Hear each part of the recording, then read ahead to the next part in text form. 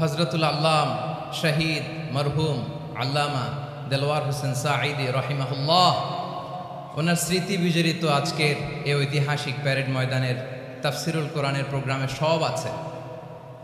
Stage আছে, শ্রোতা আছে, প্যান্ডেল আছে, মিডিয়া কাভারেজ আছে, কিন্তু আমাদের কলিজার টুকটাটা আমাদের মাঝে নাই। আজকের এই প্রোগ্রামে আলোচক হয়ে এই চেয়ারে আমি না বসে ওই শ্রোতাদের কাতারে বসে যদি আমাদের আল্লামার নুরানি চেহারার দিকে তাকিয়ে ওয়াজ শুনতে পারতাম, আমাদের হৃদয়টা ঠান্ডা হয়ে যেত, আমাদের তৃষ্ণার্ত হৃদয় শান্ত হতো। সব আজকে আছে, কি যেন নাই, ঠিক কিনা বলেন? আল্লাহ তাআলা প্রতি 100 বছরে একজন মুজাদ্দিদ পাঠান, প্রতি 100 বছরে একজন মুজাদ্দিদ, যিনি সমাজকে সংস্কার করেন। আল্লামা দেলওয়ার হোসেন সাঈদী রহিমাহুল্লাহ ছিলেন তেমন একজন মুজাদ্দিদ। চিৎকার করে বলেন ঠিক কিনা? উনি শিরক বিদআতের আস্তানাকে তছনছ করে দিয়েছেন, তাওহীদের বাণীকে সমুন্নত করেছেন, গণমানুষের কাছে তাফসিরুল কোরআনকে জনপ্রিয় করেছেন। আজীবন তিনি ইসলামকে বিজয়ী শক্তি হিসেবে দেখার স্বপ্ন দেখতেন। এত প্রাঞ্জল ভাষা, এত চমৎকার আধুনিক প্রেজেন্টেশন, গণমানুষের কাছে কোরআনের তাফসিরকে এভাবে জনপ্রিয় করে তোলার মতো ব্যক্তিত্ব আল্লামা সাঈদী ছাড়া দ্বিতীয় কেউ এই বাংলার ভূখণ্ডে নাই। এই যে তাফসিরুল কোরআন, এই যে টার্মিনোলজি, এই টার্মটাই উনি আসলে জনপ্রিয় করেছেন। আমরা আগে জানতাম না যে এভাবে তাফসির করা যায়, এভাবে scientific indications of the Holi কোরআনকে মানুষের কাছে পেশ করা যায়, এভাবে এত জীবন ঘনিষ্ঠ করে, এত ইন্টারেক্টিভ করে কোরআনের কথাগুলো মানুষের কাছে উপস্থাপন করা যায়। উনি অন্যায়ের বিরুদ্ধে সবসময় সোচ্চার ছিলেন, প্রতিবাদী কণ্ঠস্বর ছিলেন। ওনার আলোচনা শুনলে দেহের রক্ত টকবক করে ফুটতে থাকতো। আল্লাহু আকবার, আল্লাহু আকবার, আল্লাহু আকবার। He was a strong mouthpiece of Islamic revivalism. Islamic জাগরণের স্ট্রং মাউথপিস ছিলেন আল্লামা সাঈদী রাহিমাহুল্লাহ। অনেক দোয়া পেয়েছেন, আমরা পড়েছি, এমন জীবন তুমি করিবে গঠন, মরণে হাসিবে তুমি, কাঁদিবে ভুবন। গোটা বিশ্বকে তিনি কাঁদিয়েছেন। আল্লামা যখন ইন্তেকাল করলেন, আমি তখন মালয়েশিয়া থেকে যুক্তরাষ্ট্রে একটা কনফারেন্সে যোগ দিতে যাচ্ছি, কাতার এয়ারলাইন্সে। মালয়েশিয়া থেকে দোহাতে নামলাম। দোহায় যখন আমার ট্রানজিট, তখন শুনতে পেলাম যে আল্লামা বিদায় নিয়েছেন। সোশ্যাল মিডিয়ায় শুনে বিশ্বাস করতে পারলাম না। মুহূর্তের মধ্যেই মাসুদ সাঈদী ভাইকে মেসেজ করলাম, উনি কোনো উত্তর দিতে পারলেন না। মাসুদ ভাইয়ের সাথে যখন কোলাকুলি করি, আমাদের শামীম ভাইয়ের সাথে যখন কোলাকুলি করি, মনে হচ্ছে আল্লামা সাঈদীর ঘ্রাণ পাই।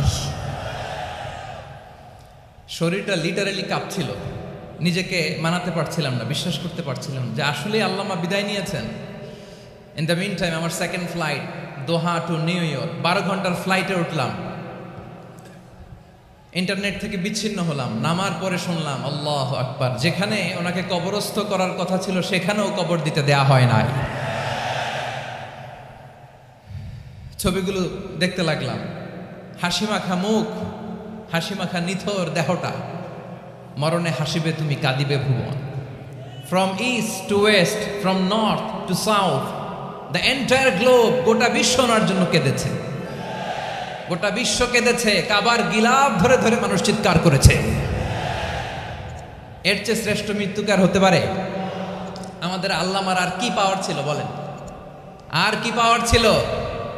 কুল্লু নাফসিন যায়িকাতুল মাউত, যারাই দুনিয়াতে আসবে তারা ইন্তেকাল করবে, এটা আমরা মেনে নেই, এটা আমরা জানি। কিন্তু অবাক করা বিষয় হচ্ছে আমরা আজও জানি না আমাদের আল্লামার মৃত্যু কি স্বাভাবিক হয়েছে নাকি এটা পরিকল্পিত মেডিকেল কিলিং ছিল। এটা যে পরিকল্পিত মেডিকেল কিলিং ছিল, এটা ধারণা করার পেছনে অনেক কারণ আছে। তিনি আধিপত্যবাদের বিরুদ্ধে সোচ্চার ছিলেন, ফ্যাসিবাদের বিরুদ্ধে সোচ্চার ছিলেন, রাজনৈতিক প্রতিহিংসার শিকার ছিলেন। এজন্য এটা মেডিকেল কিলিং হতে পারে এ ধারণা আমরা করতেই পারি। আওয়াজ করে বলেন ঠিক কিনা? যেই সময়টা আমরা কাটাচ্ছি, এত সুন্দর সময় বাংলাদেশ আর পাবে না। আমাদের জন্মের পর থেকে এরকম চমৎকার সময় আমরা পাই নাই। এটাই আসল সময়। আমরা ইন্টারিম গভর্নমেন্টের কাছে দাবি জানাই, উচ্চতর তদন্ত কমিটি করে এটা কি হত্যাকাণ্ড ছিল নাকি স্বাভাবিক মৃত্যু ছিল, এই রিপোর্ট গণমানুষের কাছে প্রচার করে জানাতে হবে। এই দাবির সাথে কি সবাই আপনারা একমত? কারা কারা একমত হাত তুলে দেখান।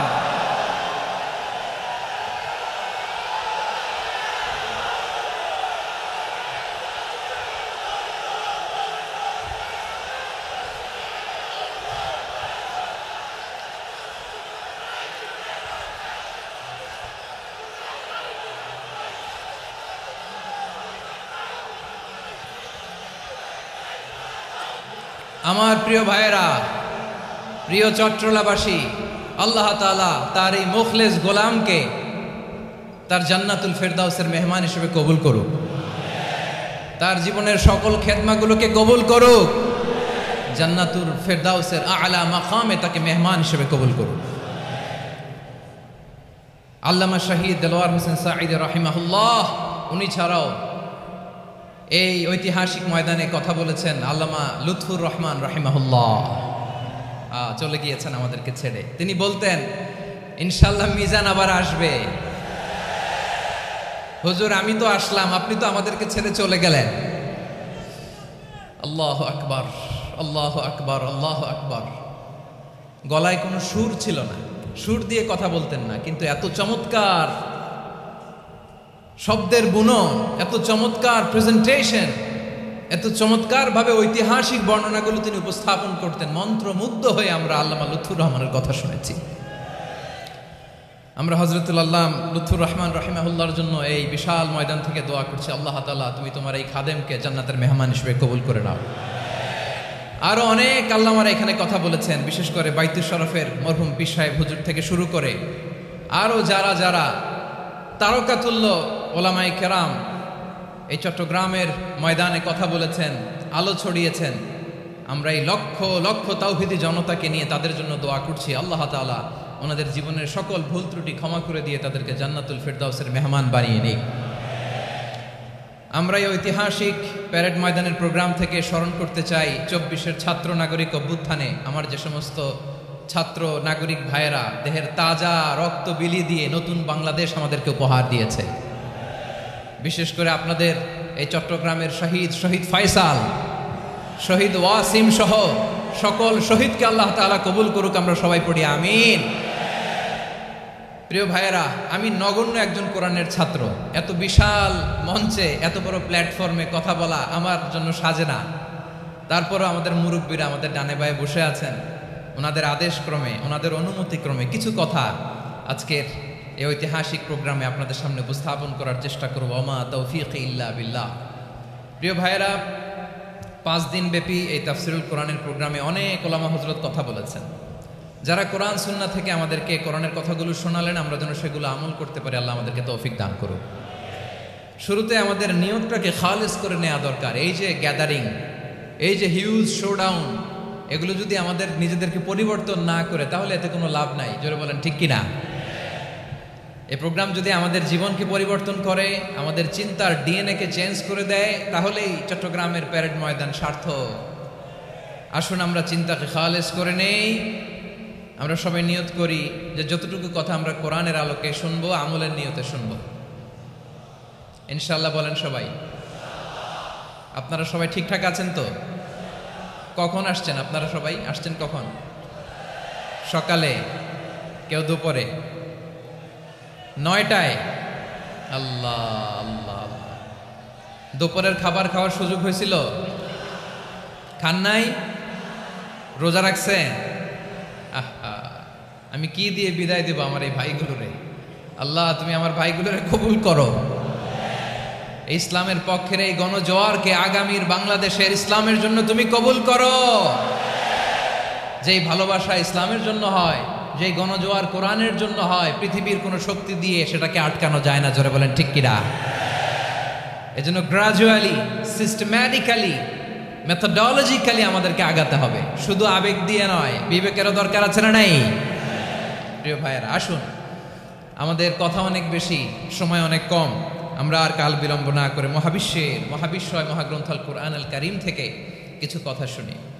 আমি যেই টপিকটা নিয়ে আজকের ঐতিহাসিক চট্টগ্রামের প্যারেড ময়দানের তাফসিরুল কোরআন প্রোগ্রামে আলোচনা করব, সেটা হচ্ছে সূরাতু আন-নাহলের 90 নম্বর আয়াত নিয়ে কিছু কথা আমরা উপস্থাপন করবার চেষ্টা করব ইনশাআল্লাহ। আমার খুতবার শুরুতেই আপনারা মোটামুটি আন্দাজ করে ফেলেছেন যে আমি কি নিয়ে আলোচনা করব, কারণ যে আয়াতটি আমি তেলাওয়াত করেছি এই আয়াতটি প্রায়শই এই ভূখণ্ডে, এই বাংলাদেশে জুমার দিনে খতিব সাহেবরা দ্বিতীয় খুতবা শেষের দিকে পড়ে না? কি কমন পড়ছে? ইন্নাল্লাহা ইয়া'মুরু বিল আদলি ওয়াল ইহসান ওয়া ইতা'i যিল কুরবা ওয়া ইয়ানহা আনিল ফাহশাই ওয়াল মুনকারি ওয়াল বাগি ইয়া'iদুকুম লা'আল্লাকুম তাযাক্কারুন। মুখস্থ আছে না সবার? আসুন আমরা এই আয়াতের সরল অর্থ, এর মর্মবাণী, এর সংক্ষিপ্ত তাফসীর সবাই মিলে আজকের এই প্রোগ্রাম থেকে উদ্ধার করার চেষ্টা করি। আপনারা মনোযোগী আছেন তো? ইনশাআল্লাহ। এই আয়াতটা অনেক কম্প্রিহেন্সিভ একটা আয়াত।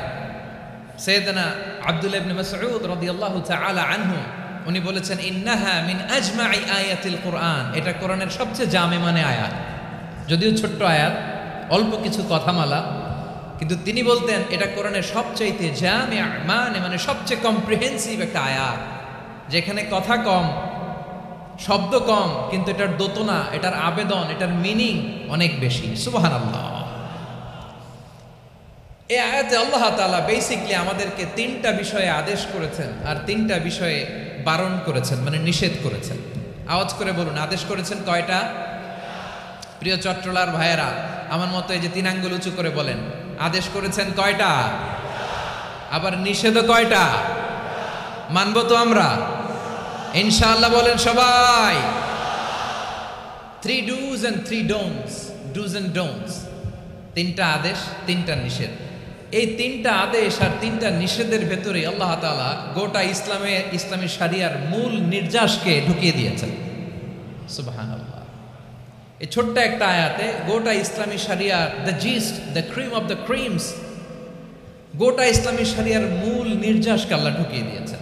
3টা আদেশ আর 3টা নিষেধ। আসুন আমরা সরাসরি কোরআন থেকে শুনি, সবাই পড়ুন। আউযু বিল্লাহি মিনাশ শাইতানির রাজীম। বিসমিল্লাহির রাহমানির রাহিম। ইন্নাল্লাহা ইয়া'মুরু বিল আদলি ওয়াল ইহসানি ওয়া ইতা'i যিল কুরবা ওয়া ইয়ানহা আনিল ফাহশাই ওয়াল মুনকারি ওয়াল বাগি ইয়া'iযুকুম লা'আল্লাকুম তাযাক্কারুন।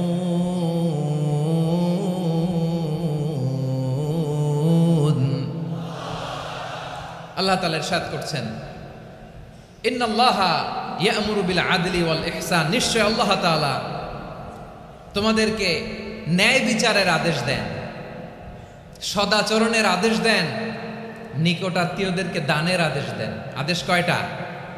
আওয়াজ করে সবাই বলুন তো কয়টা? নিশ্চয় আল্লাহ তাআলা তোমাদেরকে ন্যায় বিচারের আদেশ দেন, সদাচরণের আদেশ দেন, তিনি তোমাদের নিকটাত্মীয়দেরকে দানের আদেশ দেন, আর তিনি তোমাদেরকে অশ্লীলতা থেকে নিষেধ করেন, মন্দ কাজ থেকে নিষেধ করেন, অবাধ্যতা সীমা লঙ্ঘন থেকে নিষেধ করেন। তিনি তোমাদেরকে উপদেশ দেন যাতে তোমরা শিক্ষা গ্রহণ করো। সুবহানাল্লাহ।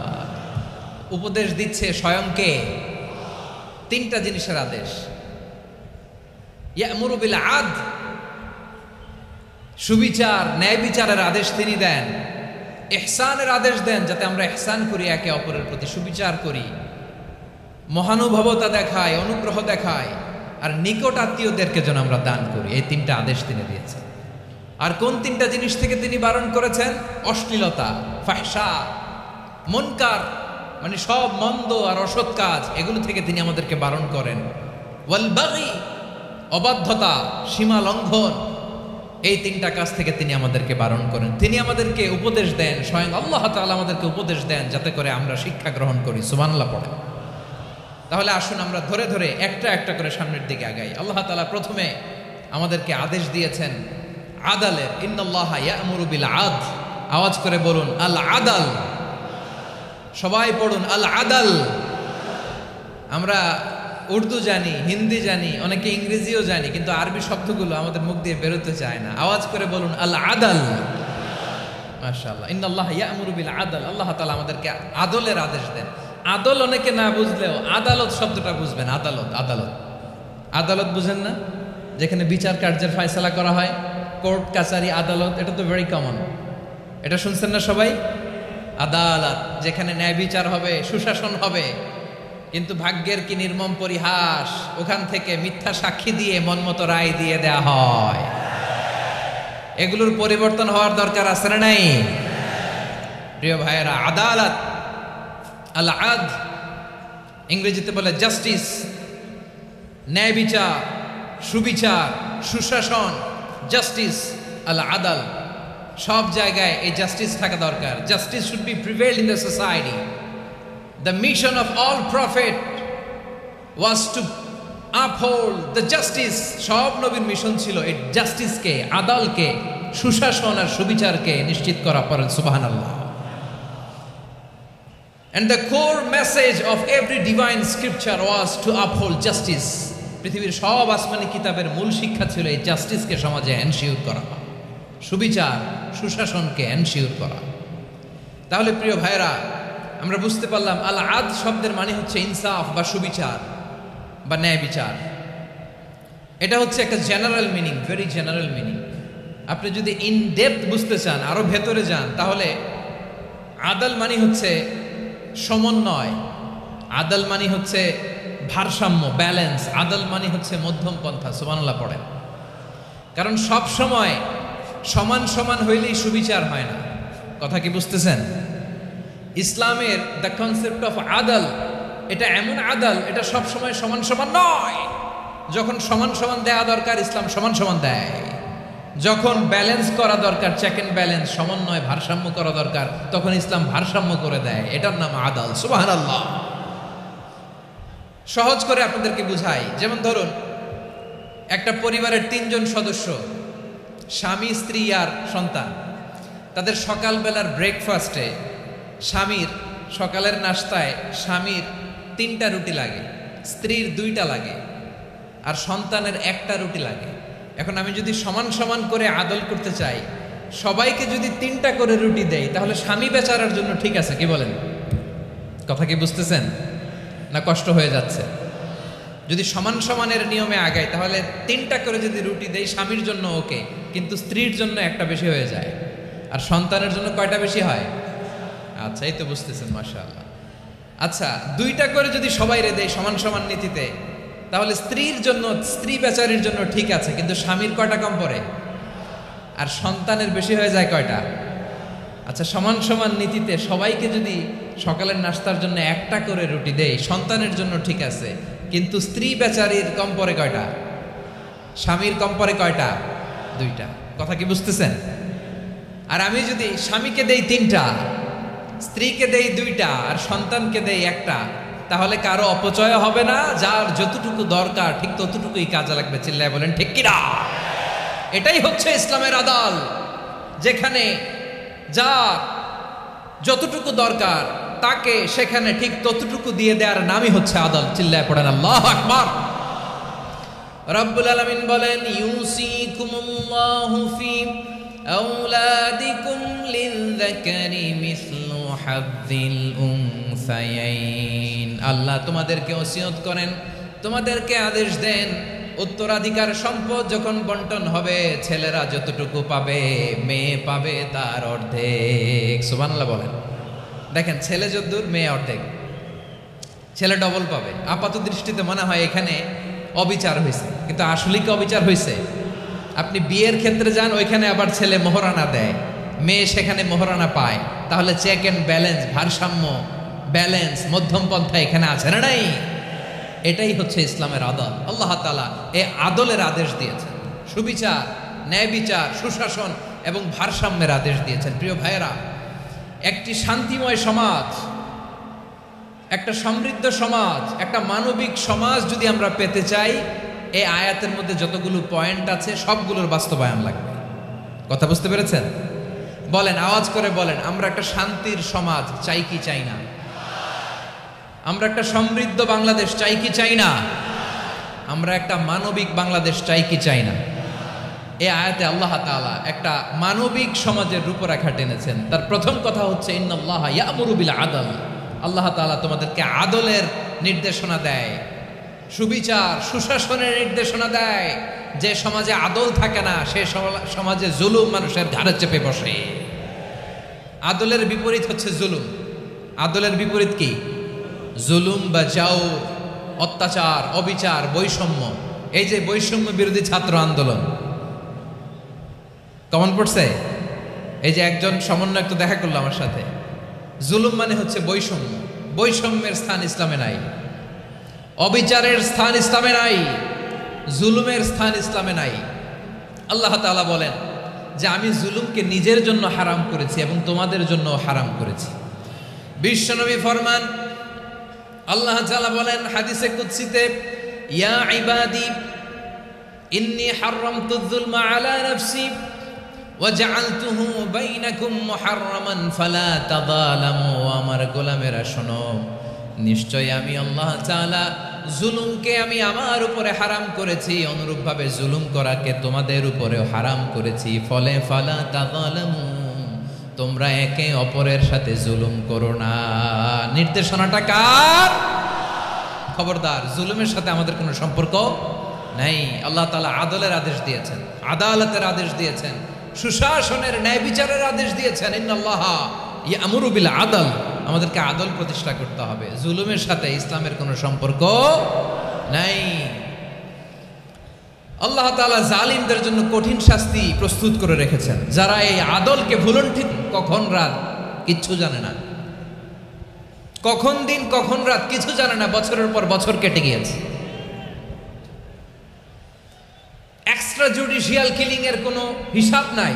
বিচার বহির্ভূত হত্যা, এনফোর্স ডিসঅ্যাপিয়ারেন্স, গুম, যেটা সবচাইতে বড় মানবতা বিরোধী অপরাধ। কত মানুষ যে গুম হয়েছে তার কোনো ইয়ত্তা নাই। যেই ফ্যামিলির সদস্য গুম হয়েছে তারা কি ওই লোকটার জন্য মাগফিরাতের দোয়া করবে নাকি সুস্বাস্থ্যের দোয়া করবে তারা নিজেরাও জানতো না, কারণ জানে না ও বেঁচে আছে না মরে গেছে। আহা, বিডিআর নওজোয়ানদের যারা ছাড়া পেল দেখলাম, বিনা অপরাধে, কোনো অন্যায় ছাড়া, অপরাধ ছাড়া তাদের জীবন থেকে, তাদের তারুণ্যের, তাদের যৌবনের 15 বছর, 16 বছর, 17 বছর নাই, 6 মাস বয়সের ছোট বাচ্চাকে রেখে জেলে গেছে। 6 মাসের মেয়ে বেরোয় দেখে মেয়ের বয়স 17 বছর। মেয়ে বাবারে চিনে না, বাবা মেয়েরে চিনে না। মেয়েকে এখন বিয়ে দিয়ে আরেক ছেলের হাতে তুলে দিবে। মেয়ের শৈশব বাবা দেখে নাই, মেয়ের কৈশোর বাবা দেখে নাই, মেয়ের তারুণ্য দেখে নাই। আরেক যুবককে দেখলাম 14 বছরের 14 দিনের সংসার, 2 সপ্তাহের সংসার শেষে জেলে গেছে। কত যুবকের যে স্ত্রী চলে গিয়েছে ফ্যামিলি ছেড়ে, কারণ জানে না তো কবে আসবে, কি হবে, কেউ জানতো না। দাম্পত্য জীবনের মাত্র 14 দিনের স্মৃতি, এই স্মৃতিকে আঁকড়ে ধরে এক বোন 16টা বছর 17টা বছর কাটিয়ে দিয়েছে। আমি নিউজটা দেখে ভাবলাম, আমার এই বোনের প্রতিটি দিন কিভাবে কেটেছে, প্রতিটি রাত কিভাবে কেটেছে, প্রতিটি ক্ষণ কিভাবে কেটেছে। বিশ্বনবী বলেছেন, ইত্তাকি দাওয়াতাল মাজলুম ফাইন্না লাইসা বাইনাহু ওয়া বাইনাল্লাহি হিজাব। মাজলুমের কান্নাকে ভয় করো, কারণ মাজলুমের কান্না আর আল্লাহর মাঝে কোনো পর্দা থাকে না। আমরা আর এরকম কোন জুলুম বাংলাদেশে দেখতে চাই না। জোরে বলেন ঠিক কিনা?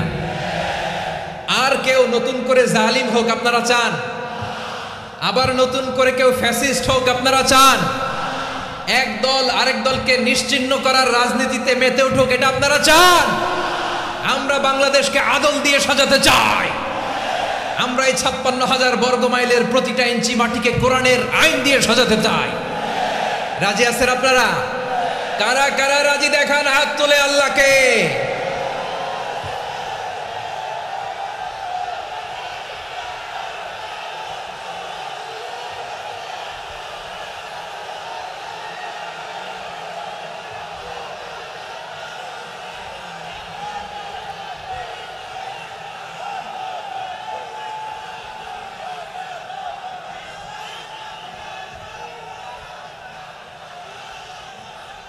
বসুন।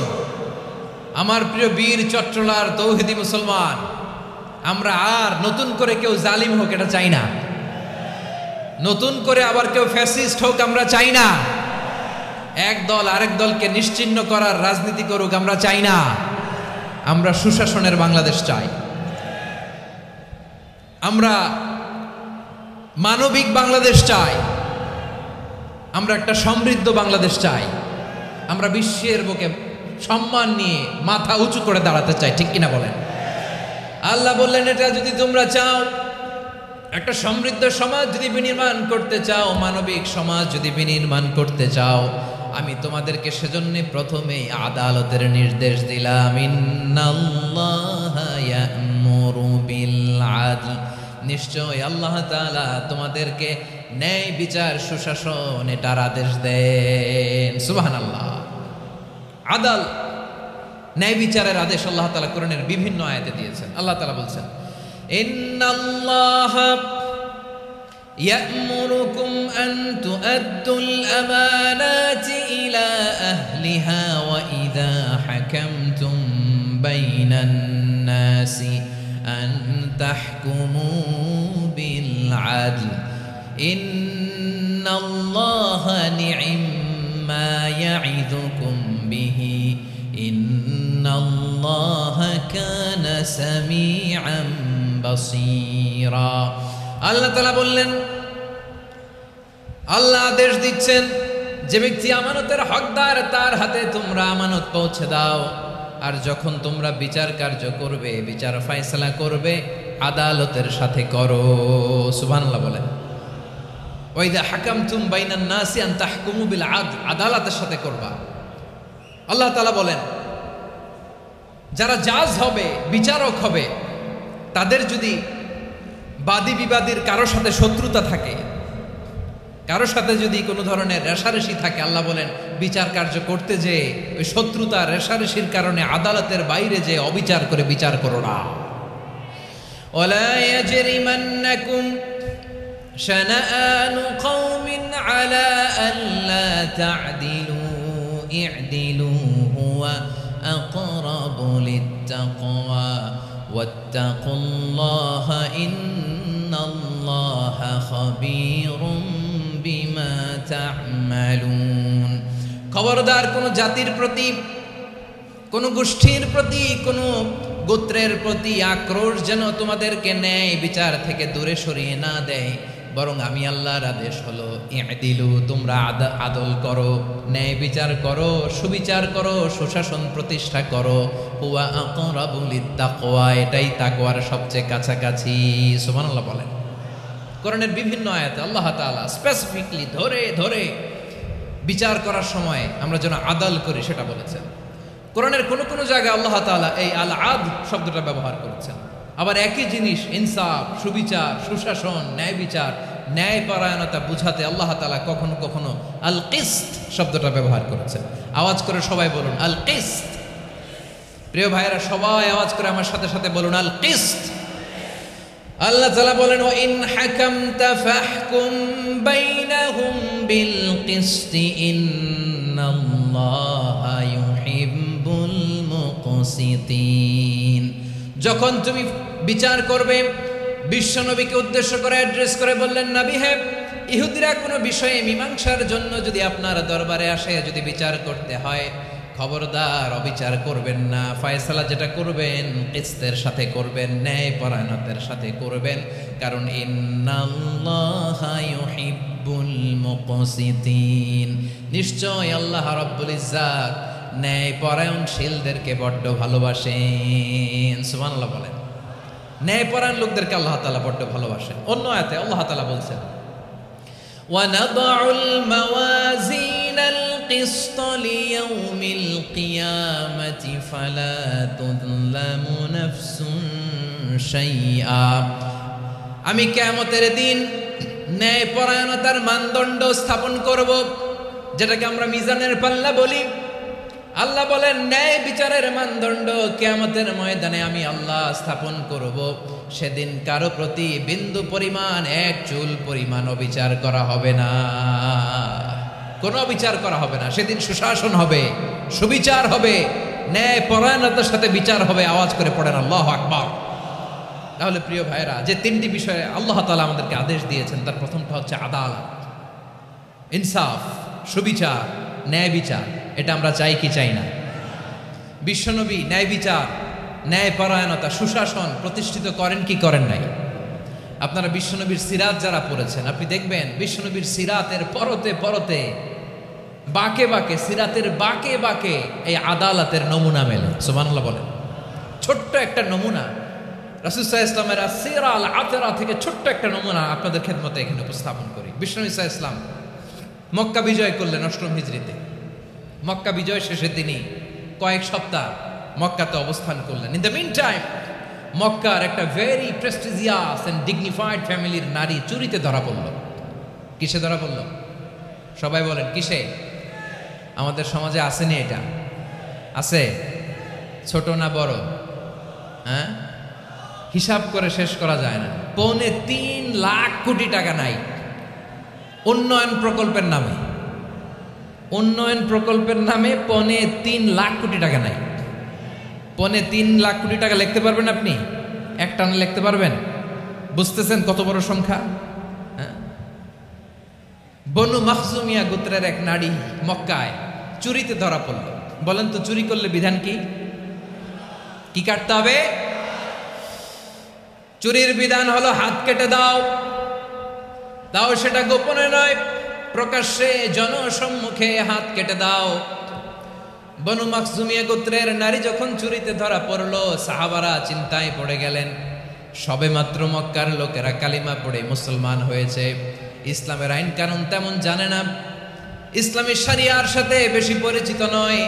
এখন যদি বিশ্বনবী চুরির যেই বিধান এটা যদি কায়েম করে হাত যদি কেটে দেয়, না জানি মক্কার লোকেরা আবার বিগড়ে যায়, না জানি মক্কার লোকেরা আবার মুরতাদ হয়ে যায়, না জানি মক্কার লোকেরা ইসলাম থেকে দূরে সরে যায়। চলো চলো, সাহাবীরা মিলে পরামর্শ করলেন, চলো বিশ্বনবীর কাছে যে বলি, ও নবী, শুধু কেবলমাত্র একমাত্র এই নারীর জন্য চুরির হাত কাটার বিধানটা আপনি একটু থামিয়ে দেন। চুরির হাত কাটার যে বিধান এখানে একটু রহিত করে দেন, বাকিগুলা কইরেন মদিনাতে যে চলবে, কিন্তু মক্কায় এবারের জন্য মাফ করে দেন। কিন্তু কে বলবে? এই যে পরামর্শ, সাজেশন, এটা কে দিবে বিশ্বনবীর কাছে? সাহাবারা চিন্তায় পড়ে গেলেন। আল্লাহর নবীর সামনে দাঁড়িয়ে আল্লাহর দেয়া হুদুদ, আল্লাহর দেয়া বিধান থামিয়ে দেওয়া, মাফ করে দেওয়া, এই কথা বিশ্বনবীর সামনে বলার সাহস তো কেউ রাখে না। কেউ কেউ বলল, বিশ্বনবীর পালক পুত্র যায়েদ বিন হারেসার সন্তান উসামারে বিশ্বনবী নাতির মতো আদর করে, বড্ড বেশি ভালোবাসে উসামারে। এজন্য সাহাবারা উসামাকে বলতো হিব্বু রাসূলিল্লাহ, বিশ্বনবীর ভালোবাসা। কি বলতো? সাহাবীরা বললেন, বিশ্বনবীর ভালোবাসা হিব্বু রাসূলিল্লাহ, উসামারে পাঠাও। উসামারে বিশ্বনবী নাতির মতো স্নেহ করে, মায়া করে, ভালোবাসে। আমরা পারবো না, উসামা পারবে।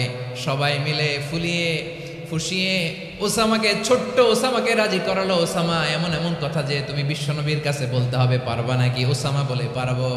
সাইয়েদনা ওসামা রাদিয়াল্লাহু তাআলা আনহু তরুণ সাহাবী বিশ্বনবীর কাছে গেলেন, যে বললেন, নবী, বনু মাখজুমিয়া গোত্রের এক নারী চুরিতে ধরা পড়েছে, এবারের জন্য কি এই মহিলাটারে মাফ করে দিলে হয় না? এবারের জন্য একটু ক্ষমা করা যায় না নবী? বিশ্বনবী বলেন, আতাশফাউ ফি হাদ্দিম মিন হুদুদিল্লাহ, তোমার এত বড় সাহস উসামা, তুমি আল্লাহর হাত, আল্লাহর দেয়া বিধান, এটার ব্যাপারে সুপারিশ করতে এসেছো? তোমরা কি জানো তোমাদের আগে যত কওম, যত গোত্র, যত জনপদ ধ্বংস হয়েছে তার কারণ ছিল তাদের মধ্যে গরিবরা অন্যায় করলে তারা বিচার করত, আর ধনীরা অন্যায় করলে তারা মাফ করে দিত। খবরদার! ওয়া আইমুল্লাহ লাউ আন্না ফাতিমাতা বিনতি মুহাম্মাদিন সারাকাত লাকাতা মুহাম্মাদুন ইয়াদাহা। বিশ্বনবী বললেন, ওরে ওসামা, বানু মাখজুমিয়ার ওই প্রেস্টিজিয়াস এন্ড ডিগনিফাইড ফ্যামিলির মেয়ে তো দূর কি বাত, অনেক দূরের কথা। জেনে রেখো ওসামা, আমার কলিজার টুকরা, নয়নের পুটুলি ফাতেমাও যদি মক্কার জমিনে আজকে এই চুরির দায়ে ধরা পড়তো, আমি বিশ্বনবী মুহাম্মাদুর রাসূলুল্লাহ ধরে ফাতেমার ডান হাতটা কেটে দিতে এক বিলম্ব দেরি করতাম না। ইন্নাল্লাহা ইয়া'মুরু বিল আদল, আমাদেরকে জাস্টিস শিখায়। পশ্চিমারা আমাদেরকে ইনসাফ শিখায়, আমাদেরকে সুশাসন শিখায়। আর ইনসাফ, সুশাসন, ন্যায় বিচার, সুবিচার, জাস্টিস কারে বলে বিশ্বনবীর বায়োগ্রাফি থেকে জেনে নাও। এই ছিল বিশ্ব ইসলামের আদালতের নমুনা। আপনি যদি সাইয়েদনা ওমর ফারুকের জীবনের দিকে তাকান, এমন কঠোর, এমন বীর সেনানী ছিলেন। সাইয়েদনা ওমর ফারুক যদি রাস্তার এই মাথা দিয়ে হাঁটা শুরু করতেন, শয়তান ওমর ফারুককে দেখলে ওই রাস্তা রেখে দিয়ে অন্য রাস্তা দিয়ে হাঁটতো। সুবহানাল্লাহ। ওমর ফারুক রাদিয়াল্লাহু তাআলা কি পার্সোনালিটি ছিল, কি পার্সোনালিটি। আমাদের এলাকায় ছোট বাচ্চারা রাতে ভাত খেতে চায় না, আমার মেয়েটাও খেতে চায় না। এই এটা দিব, ওইটা দিব, আজকে মাহফিলে আসার সময় বলে দিছে লিস্ট করে এটা এটা আনতে হবে। তো ছোট্ট বাচ্চাদের অনেক বায়না থাকে, ওরা রাতে খেতে চায় না। তো মায়েরা বিভিন্ন ভয় দেখায়, এই বাঘ আসবে, বাঘ আসবে খাও, এই ভূত আসবে, ভূত আসবে খাও। আপনারা কি বলেন চট্টগ্রামে? কি আসবে? হ্যাঁ, ভূত, ভূত, ভূত আসবে, বাঘ আসবে, খাও খাও খাও, তাড়াতাড়ি খাও। তো বাচ্চারা এগুলো শুনে ভয়ে খেতে শুরু করে। মদিনার জমিনেও একই ঘটনা ঘটতো। মদিনার ছোট্ট ছোট্ট সোনামণিরা খেতে চাইতো না। তো মায়েরা বলতো, হা হুয়া ইয়াতি উমর, হা হুয়া ইয়াতি উমর, ওই যে উমর আসতেছে, উমর। ওমরে ফারুকের কথা শুনলে বাচ্চারা একেবারে ঠান্ডা। সুবহানাল্লাহ পড়বেন না? প্রভু তুমি বলেছ রাসূল দেবে না, বলনি দেবে না ওমর, বলনি দেবে না হামজা তারি, খালিদ বিজয় সমর। প্রভু তুমি বলেছ রাসূল দেবে না, বলনি দেবে না ওমর, বলনি দেবে না হামজা তারি, খালিদ বিজয় সমর। প্রভু তুমি বলেছ রাসূল দেবে না। আল্লাহু আকবার। ওমর ফারুক রাদিয়াল্লাহু তাআলা আনহু, ওনার কথা শুনলে গায়ের মধ্যে গুজবাম হয়, গায়ের পশমগুলো দাঁড়িয়ে যায়। সুবহানাল্লাহ বলেন। কি পার্সোনালিটি ছিল, কি ব্যক্তিত্ব ছিল। মুনাফিকরা ওমর ফারুককে জমের মতো ভয় পেতেন। শয়তান, খুদ শয়তান এই রাস্তা দিয়ে আসলে শয়তান অন্য রাস্তা দিয়ে হাঁটত। ওমর ফারুক রাদিয়াল্লাহু তাআলা আনহুর জীবনে যদি দেখেন, তাহলে সেখানে আপনি আদালতের, ইনসাফের, সুশাসনের, জাস্টিসের নমুনা দেখতে পাবেন। কয়টা শুনবেন? সাইয়েদনা ওমর ফারুকের রাদিয়াল্লাহু তাআলা আনহুর সন্তান আব্দুর রহমান মিশরে মদ খেয়ে মদ্যপ অবস্থায় ধরা পড়েছে। মদ খাওয়ার কারণে, মদ যদি কেউ পান করে আর যদি প্রমাণিত হয়, তার বিচার হলো 80 বেত। আওয়াজ করে বলেন কয় বেত? বাংলাদেশেও তো এই আইন আছে নাকি? বাংলাদেশে আছে? হ্যাঁ, মদ খাইলে 80 বেত, এই আইন বাংলাদেশে চালু হোক। আমরা চাই কি চাই না? চাই সবাই। এজন্যই তো ইসলাম ভাল লাগে না। ইসলামকে ভাল লাগে না। ইসলামকে আউট করে রাখতে পারলেই তো এরকম বড় বড় বোতল খাওয়া যায়। একেবারে সহজ, পানির মতো সহজ, হিসাব একেবারে সহজ। ওমর ফারুক রাদিয়াল্লাহু তাআলা আনহুর ছেলে ভুল করে মদ পান করে ফেলেছিলেন। আব্দুর রহমান, ঘটনা ঘটেছে মিশরে। মিশরের গভর্নর তখন আমর ইবনে আস রাদিয়াল্লাহু তাআলা আনহু। আব্দুর রহমানের ভাই যে গভর্নরকে বলল, গভর্নর যদি একটু দয়া করেন, খলিফার ছেলে আমার ভাই আব্দুর রহমান মদ্যপ অবস্থায় ধরা পড়েছে, জনসম্মুখে যদি আপনি বেত্রাঘাত করেন আমাদের প্রেস্টিজ থাকে না, যদি 80 বেত আপনি মারেন আমার কোনো কথা নাই, কিন্তু ঘরের ভেতরে মারেন। আব্দুর রহমানের ভাইয়ের সুপারিশ শুনে সাইয়েদনা আমর ইবনে আস রাদিয়াল্লাহু তাআলা আনহু রাজি হয়ে গেলেন। ঘরের ভেতরে লোকচক্ষুর আড়ালে 80 বেত তিনি মানলেন। কিন্তু ঘটনাক্রমে এই কথা লুকিয়ে লুকিয়ে ঘরের ভেতরে 80 বেত মারার কথা সাইয়েদনা ওমর ফারুক মদিনা থেকে জানতে পারলেন। মদিনা থেকে তিনি ফরমান জারি করলেন, এই বিচার যেমনটি আমর ইবনে আস আদায় করেছে, এটা প্রকৃতপক্ষে আদায় হয় নাই। আসো সবাই মদিনায় আসো, আমর ইবনে আস মদিনায় আসো, আব্দুর রহমানও আসো, সবাই আসো, জনসম্মুখে এই বিচার কার্যকর করতে হবে। সাইয়েদনা ওমর ফারুক মসজিদে নববীর পিলারের মধ্যে নিজের ছেলেকে বাঁধলেন, আবার জনসম্মুখে 80টা বেত তার গায়ের মধ্যে মারলেন। মাজমুয়ে ফাতাওয়া ইবনে তাইমিয়া রাহিমাহুল্লাহ উনি এটা নকল করেছেন। এটা সবচেয়ে বিশুদ্ধ মত, আরো অনেক মত আছে। মারা গেছে কবরের উপর, ওগুলো বাদই দিলাম। কেমন খালিফা ছিলেন, কেমন খালিফা। পশ্চিমারা তোমরা জাস্টিস আমাদেরকে শেখাও, ইনসাফ কারে বলে, সুশাসন আমাদেরকে তোমরা শিখাও।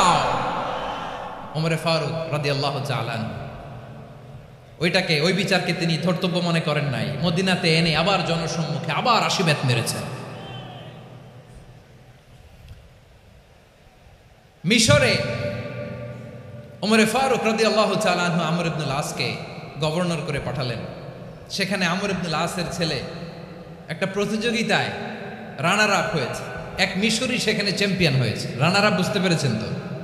রানার আপ সেকেন্ড হয়েছে, এক মিশরি হয়েছে চ্যাম্পিয়ন প্রথম। কিন্তু গভর্নরের ছেলে ও জিততে পারে নাই। ও রাগে ওই মিশরির গায়ের মধ্যে কয়েকটা লাঠি দিয়ে বাড়ি মেরেছে। মিশরি যে মদিনাতে ওমরে ফারুকের কাছে বিচার দিলেন, আপনার গভর্নরের ছেলে অন্যায়ভাবে আমার গায়ে হাত তুলেছে। সাইয়েদনা ওমরে ফারুক আবার ফরমান জারি করলেন, আসো মদিনাতে আসো। মিশরীকে ডাকলেন। ওই মিশরের গভর্নর আমর ইবনুল আস রাদিয়াল্লাহু তাআলা আনহুকে ডাকলেন, তার ছেলেকেও ডাকলেন। সবাই বসে রইল।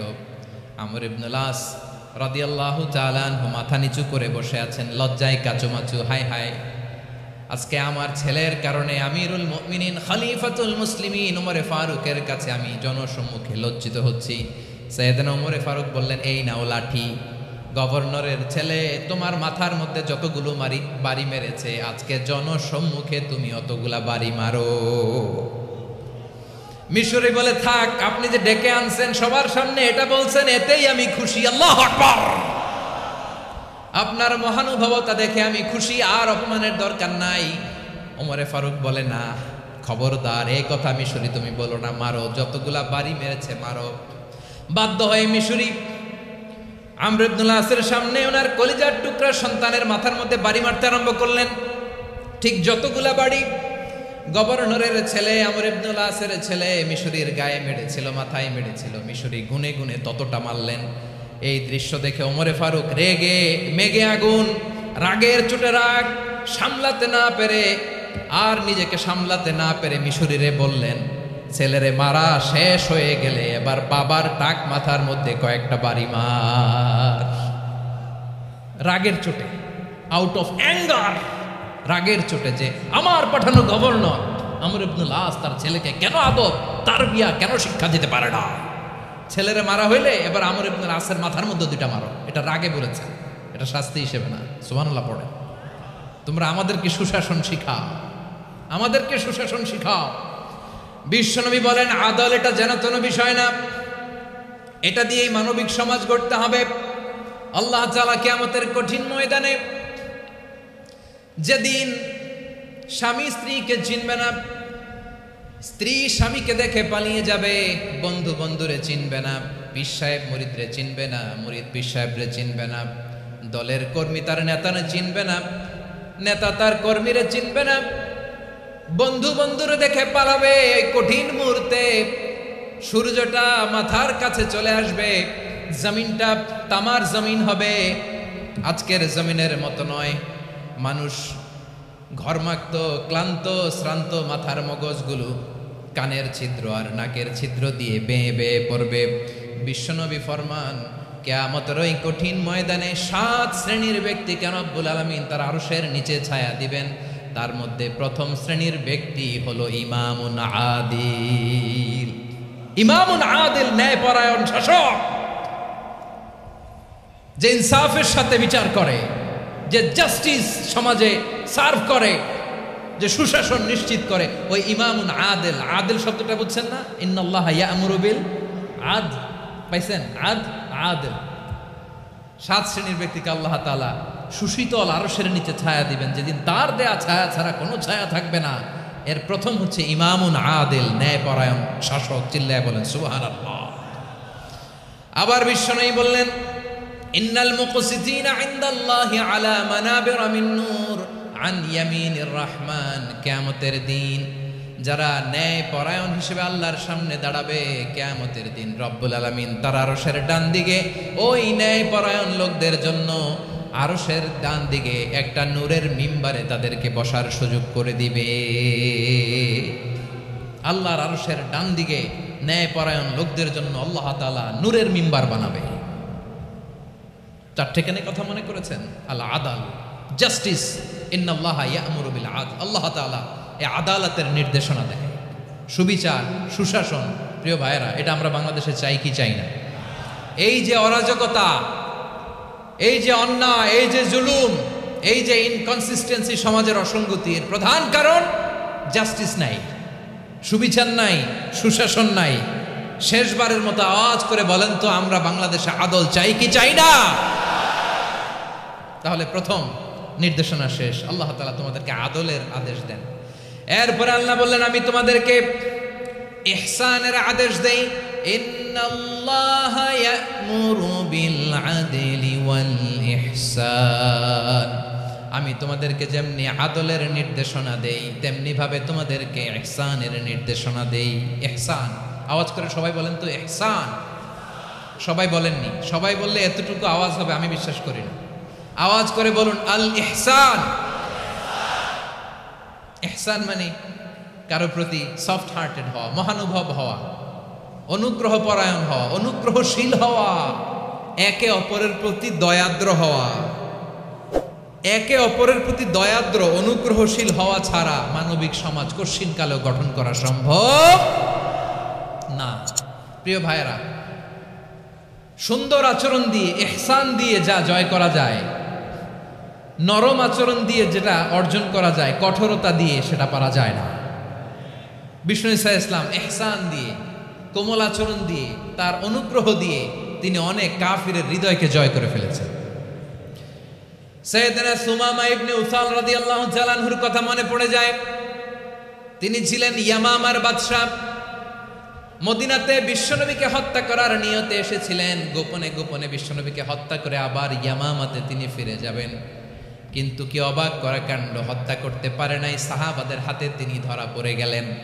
সাইয়েদনা সুমামা ইবনে উসাল রাদিয়াল্লাহু তাআলা আনহু হত্যার নিয়তে আসলেন, কিন্তু হত্যা করতে পারলেন না। সাহাবারা ওনাকে ধরে ফেললেন, ধরে মসজিদে নববীর পিলারের মধ্যে বেঁধে রাখলেন। সুমামা ইবনে উসাল, সিরাত থেকে শুনে, সিরাত থেকে শোনাচ্ছি, রাদিয়াল্লাহু তাআলা আনহু ইয়ামামার অধিপতি ছিলেন। ইয়ামামা বিশ্বনবীকে হত্যার জন্য আসছেন, ধরা পড়ে গেছেন, এখন মসজিদে নববীতে বেঁধে রাখছে, তার মানে বন্দী। এখন স্ট্যাটাস কি? বন্দী, ক্যাপটিভ। তো বিষ্ণু ঈসা ইসলাম সাহাবাদেরকে বললেন, তার খোঁজ খবর নিও, সুমামা ইবনে উসালের খোঁজ খবর নিও। সাহাবারা বলেন, ইয়া রাসূলুল্লাহ, আপনাকে হত্যা করতে এসেছে, তার তো কঠিন ক্যাপিটাল পানিশমেন্ট হওয়া দরকার, কঠিন শাস্তি হওয়া দরকার। বিশ্বনবী বললেন, না, আমি যেটা জানি তোমরা সেটা জানো না, তোমরা সুমামার সাথে ভালো আচরণ করো। বিশ্বনবী সুমামার কাছে গেলেন। প্রথম দিন যে তিনি কালেমার দাওয়াত দিলেন, ইমানের দাওয়াত দিলেন, ইসলামের দাওয়াত দিলেন, রিসালাতের দাওয়াত দিলেন, আখিরাতের দাওয়াত দিলেন। পরের দিন যে বিশ্বনবী সালাতের দাওয়াত দিলেন, যাকাতের দাওয়াত দিলেন, ইসলাম কি, কিভাবে, কেমন করে পালন করতে হয় চমৎকার আর্টিকুলেট করতে শুরু করলেন। তন্ময় হয়ে সুমামা ইবনে উসাল রাদিয়াল্লাহু তাআলা আনহু বিশ্বনবীর কথাগুলো শুনতে আরম্ভ করলো।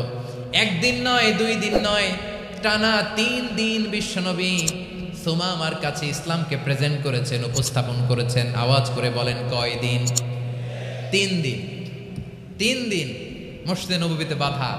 আর সাহাবীদেরকে বললেন, তার খোঁজ খবর নিও, তোমরা যে রুটি বানাও এর মধ্যে সবচেয়ে ভালো আটার রুটিটা তারে দিও, সবচেয়ে রিফাইন্ড খেজুর, যেটা পিওর খেজুর, এটা তারে দিও।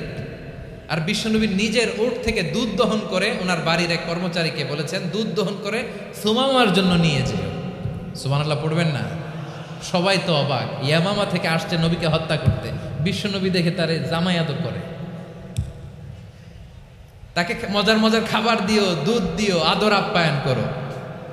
1 দিন নয়, 2 দিন নয়, টানা 3 দিন বিশ্বনবী এভাবে সুমামার কাছে যেয়ে ইসলামকে প্রেজেন্ট করতে আরম্ভ করলেন, ইসলামকে উপস্থাপন করতে শুরু করলেন। আর তাকে চমৎকার এন্টারটেইনমেন্ট, আপ্যায়ন দিতে আরম্ভ করলেন। টানা 3 দিন যখন ইসলামের দ্য বিউটিজ অফ ইসলাম, ইসলামের সুমহান বাণী, সৌন্দর্য তার কাছে উপস্থাপন শেষ, তাকে আপ্যায়ন শেষ, বিশ্বনবী বললেন সাহাবাদেরকে, যাও এবার সুমামার হাতের পায়ের রশি দুটো খুলে দাও। তারা বললেন, ইয়া রাসূলুল্লাহ, কি বলেন আপনি? ও তো হত্যাকারী, সুযোগ পায় নাই, আপনারে মারতে পারে নাই, ছেড়ে দিলে আবারও আপনার উপর তলোয়ার নিয়ে ঝাঁপিয়ে পড়বে। নবী, এই সিদ্ধান্ত আপনি নিতে যাবেন না। বিশ্বনবী বললেন, যেটা বলেছি সেটা করো, সুমামার রশিগুলো ছেড়ে দাও, সুমামার হাতে পায়ের রশিগুলো যে তোমরা খুলে দাও। সাহাবারা তর্ক জুড়ে দিলেন, লা ইয়া রাসূলুল্লাহ, এমনটা করবেন না, তো ভয়ঙ্কর ভয়ঙ্কর খুনি, কি জানি কি হয়ে যায়। বিশ্বনবী বললেন, না, তার হাতে পায়ের রশিগুলো খুলে দাও। সাহাবারা বিশ্বনবীর কথা মতো তার হাতে পায়ের রশিগুলো খুলে দিল। সুমামা মুহূর্তের মধ্যে মসজিদে নববী থেকে বের হয়ে ইয়ামামায় ফিরে না যে মসজিদে নববীর পাশে একটা খেজুর বাগান ছিল, সেখানে চলে গেলেন। সেখানে একটা ছোট্ট কুয়া ছিল, কুয়ার পানি দিয়ে তিনি গোসল করলেন। সুবহানাল্লাহ পড়েন।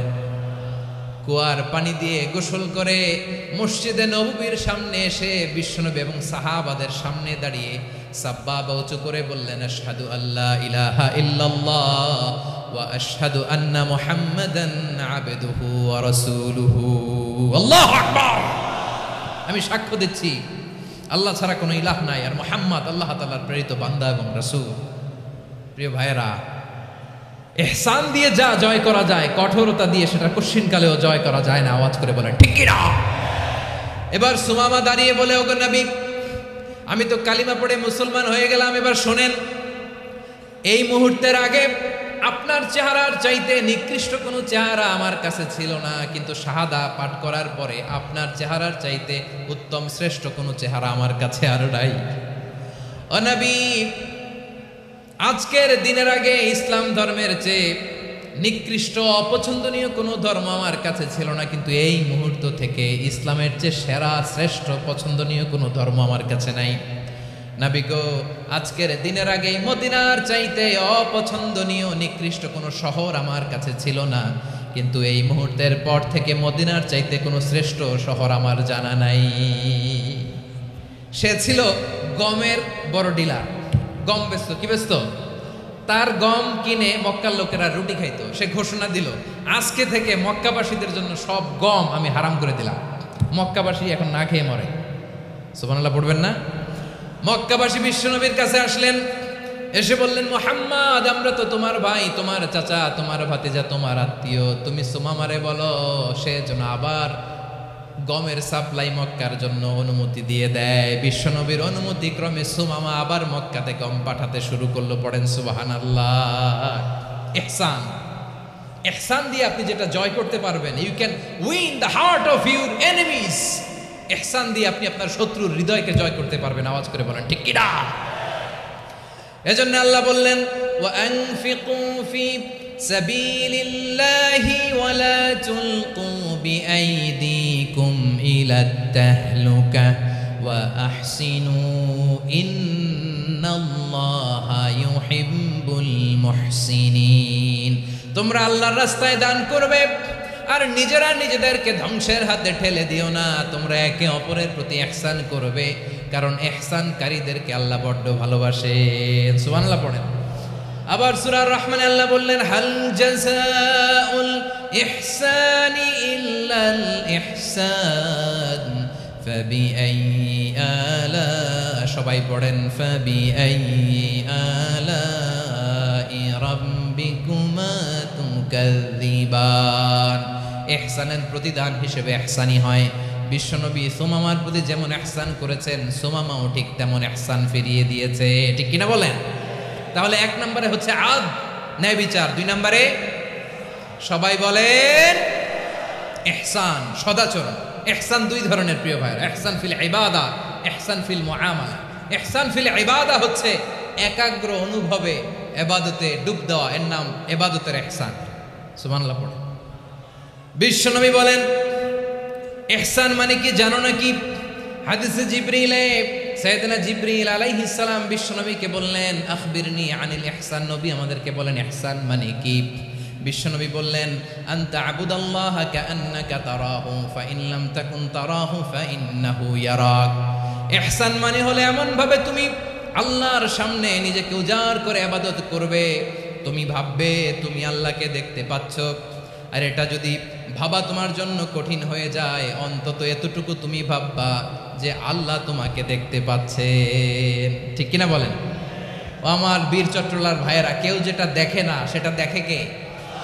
এই বিশ্বাস হৃদয়ের মধ্যে আছে? নামাজে যখন দাঁড়ান এই ফিলিংসটা আনা যাবে? হ্যাঁ, এশার সালাত তো এখনো হয় নাই না? আলোচনা শেষে এশার সালাত এখানে অনুষ্ঠিত হবে, তাই না? আচ্ছা বলুন তো, আমরা এশার সালাত পর্যন্ত বেঁচে থাকবো এই গ্যারান্টি আছে কার কার? হাত তোলেন।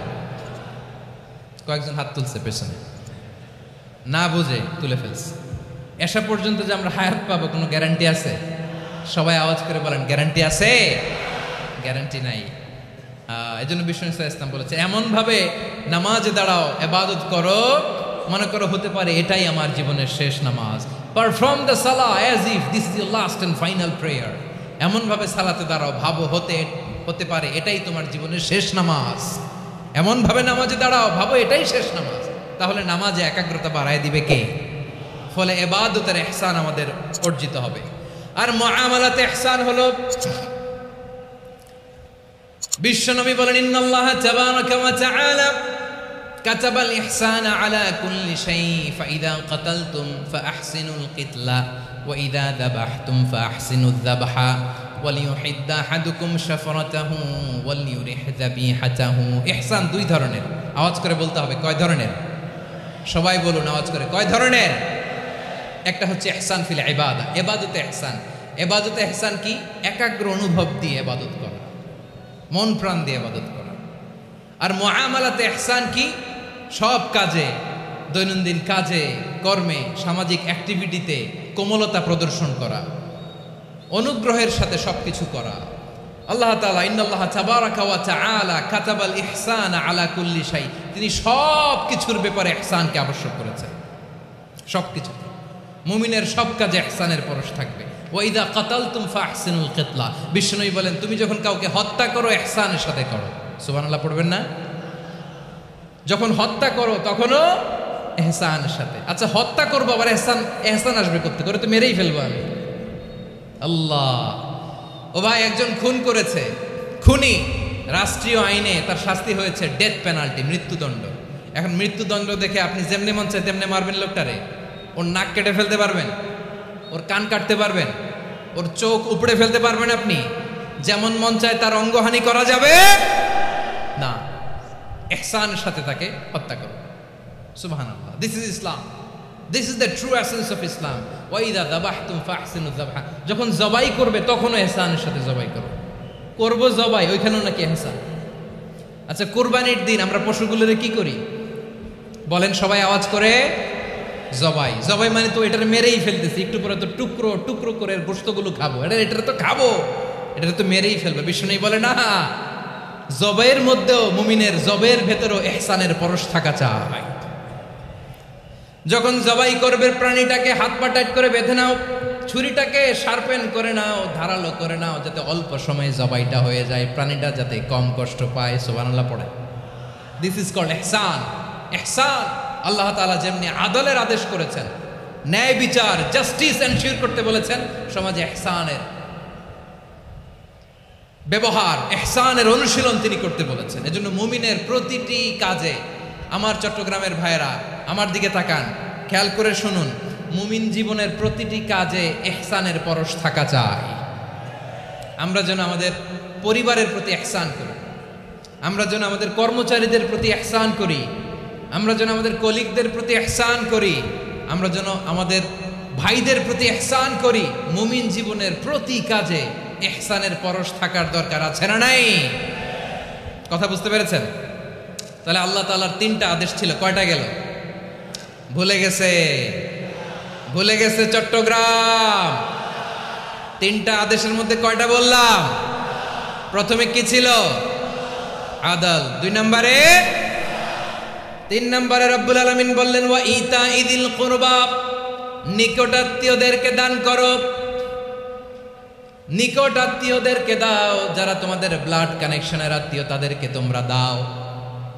এখানে জেনারেলি বললেন দাও, কি দিব সেটা তিনি এখানে বলেন নাই, সেটা তিনি সূরাতুল ইসরার মধ্যে বলেছেন। আল্লাহ বলেন ওয়া আতিযাল কুরবা হাক্কাহ, নিকট আত্মীয়দেরকে তাদের অধিকার, তাদের প্রাপ্য তোমরা বুঝিয়ে দাও।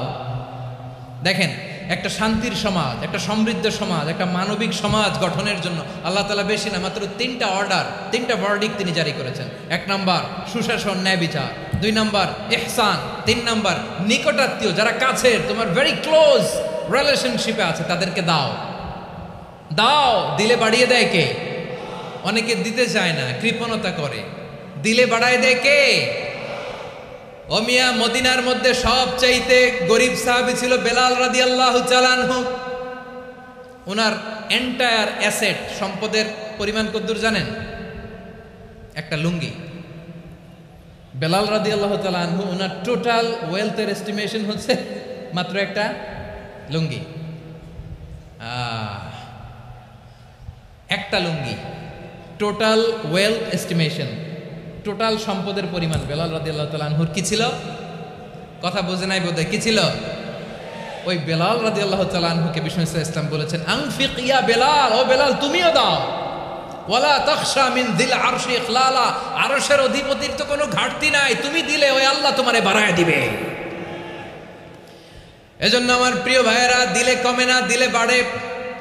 অনেকে ধরে রাখে, নতুন কিছু নিতে পারে না, হাত দিয়ে যেটা ধরে রেখেছেন এটা দিয়ে দেন, বড় একটা ধরার সুযোগ পাবেন। জোরে বলেন ঠিক কিনা? ধরেন 5 কেজি ওজনের একটা ধরে রাখছেন, এখন 10, এটা না ছাড়লে 10 কেজি ধরতে পারবেন আপনি? আচ্ছা, 10 কেজির জিনিস একটা আছে হাতে, ওইটা যদি ছেড়ে দেন তাইলে না 15 কেজি ধরতে পারবেন? কথা বলেন ঠিক কিনা? তাহলে দিলে বাড়িয়ে দেয় কে? রব্বুল আলামিন বললেন 3 নাম্বার আদেশ হলো তোমাদের প্রতি সমাজটারে কেমন করে মানবিক সমাজ, সুন্দর সমাজ গড়বা।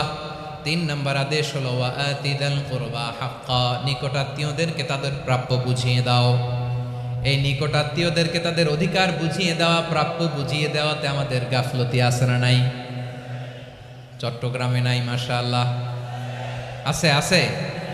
অনেকে দেখবেন অনেক আল্লাহওয়ালা, তাহাজ্জুদ গুজার, সেজদা দিতে দিতে কপালে কালো দাগ ফেলে দিছে, সে তার বোনের হকটা আদায় করে নাই। আছে না নাই? হ্যাঁ, এখানেও আছে। সর্বনাশ। অনেক বড় হাজী সাহেব, বিশাল লম্বা দাড়ি, ছেলেরে সব দিয়ে দিছে, মেয়েরে কিছু দেয় নাই, মেয়ের হক আদায় করে নাই। আছে না নাই? এই হাজী সাহেবেরা, এই আল্লাহওয়ালারা কিয়ামতের ময়দানে আটকে যাবে। আপনি অন্যের অধিকার নষ্ট করেছেন, তাদের রাইটসকে ভায়োলেট করেছেন। এজন্য আল্লাহ তাআলা বলেন, কারো অধিকার যদি কেউ নষ্ট করে, ওই সমাজটা মানবিক সমাজ কঠিনকালেও হতে পারে না। এজন্য 3 নম্বর আল্লাহ বললেন, ওয়া ইতা ইদিল কুরবা, নিকটাত্মীয়দেরকে দাও। কি দিবা? তাদের অধিকার দিয়ে দাও। বোনের অধিকার বুঝিয়ে দাও, মেয়ের অধিকার বুঝিয়ে দাও, ফুফুর অধিকার বুঝিয়ে দাও। দেখবেন অনেক মায়েরা ছেলের পাতে মুরগির রান দেয়, মেয়ের পাতে দেয় মুরগির ঠ্যাং। এরকম আছে না নাই? ছেলেরা কি দেয়? মুরগির। মেয়ের পাতে কি দেয়? তো মেয়ের কি মুরগির রান খেতে মনে চায় না? মনে চায় না? এমনটা করা যাবে না। নিকটাত্মীয়দেরকে অধিকার দিয়ে দাও, নিকটাত্মীয়ের সাথে সুসম্পর্ক রাখো। আদেশটা কার?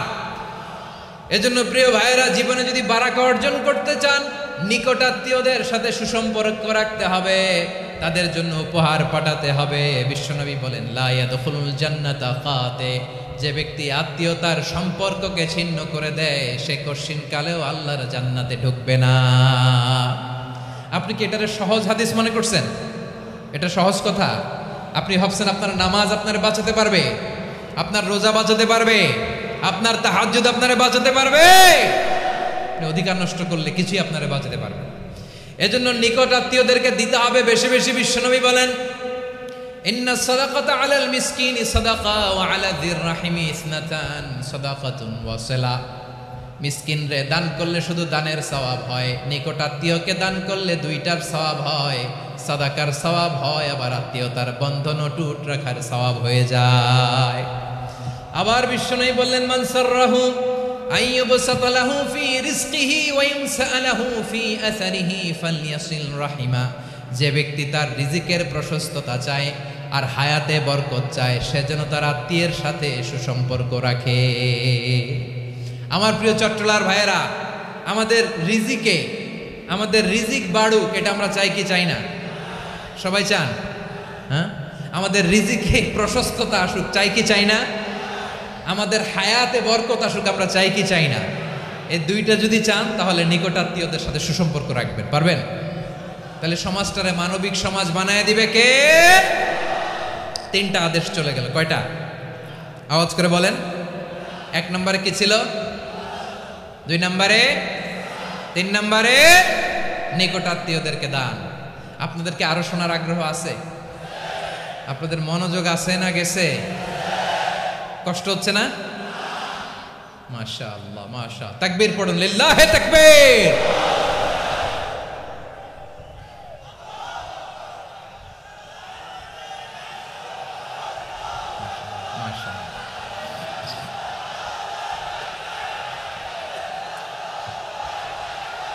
আমার প্রিয় ভাইয়েরা, আল্লাহ তাআলা তিনটা জিনিসের যেমনি আদেশ করেছেন, অনুরূপভাবে তিনটা বিষয় তিনি বারণ করেছেন, নিষেধ করেছেন। ওগুলোর কাছেও যাওয়া যাবে। শুনবেন।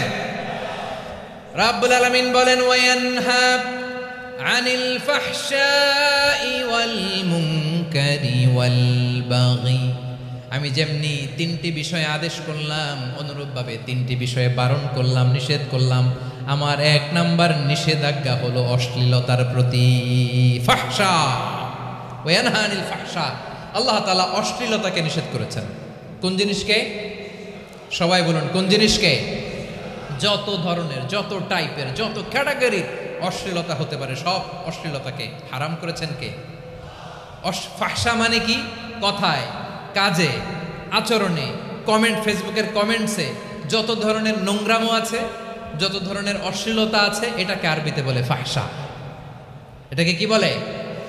রাব্বুল আলামিন বলেন, কুল ইন্নামা হাররামা রাব্বিয়াল ফাওয়াহিশা মা যাহারা মিনহা ওয়া মা বাতান। ও নবী, আপনি বলে দেন, আমার রব প্রকাশ্য, অপ্রকাশ্য, স্পষ্ট কিংবা অস্পষ্ট, দৃশ্যমান কিংবা অদৃশ্যমান সব অশ্লীলতাকে হারাম করেছেন। সব ধরনের অশ্লীলতা হারাম, সব ধরনের। আল্লাহ তাআলা আমাদেরকে অশ্লীলতা থেকে বাঁচান, অশ্লীলতা থেকে তিনি আমাদেরকে হেফাজত করুক। পড়েন আমিন। এবার বলেন, আমাদের সমাজে অশ্লীলতা আছে না নাই? চট্টগ্রামে নাই? আমি কই নাই, ওনারা বলে আছে। দেখছেন, আমি সামহাও বাঁচায় দেওয়ার ট্রাই করতেছি, ওনারা বলে আছে।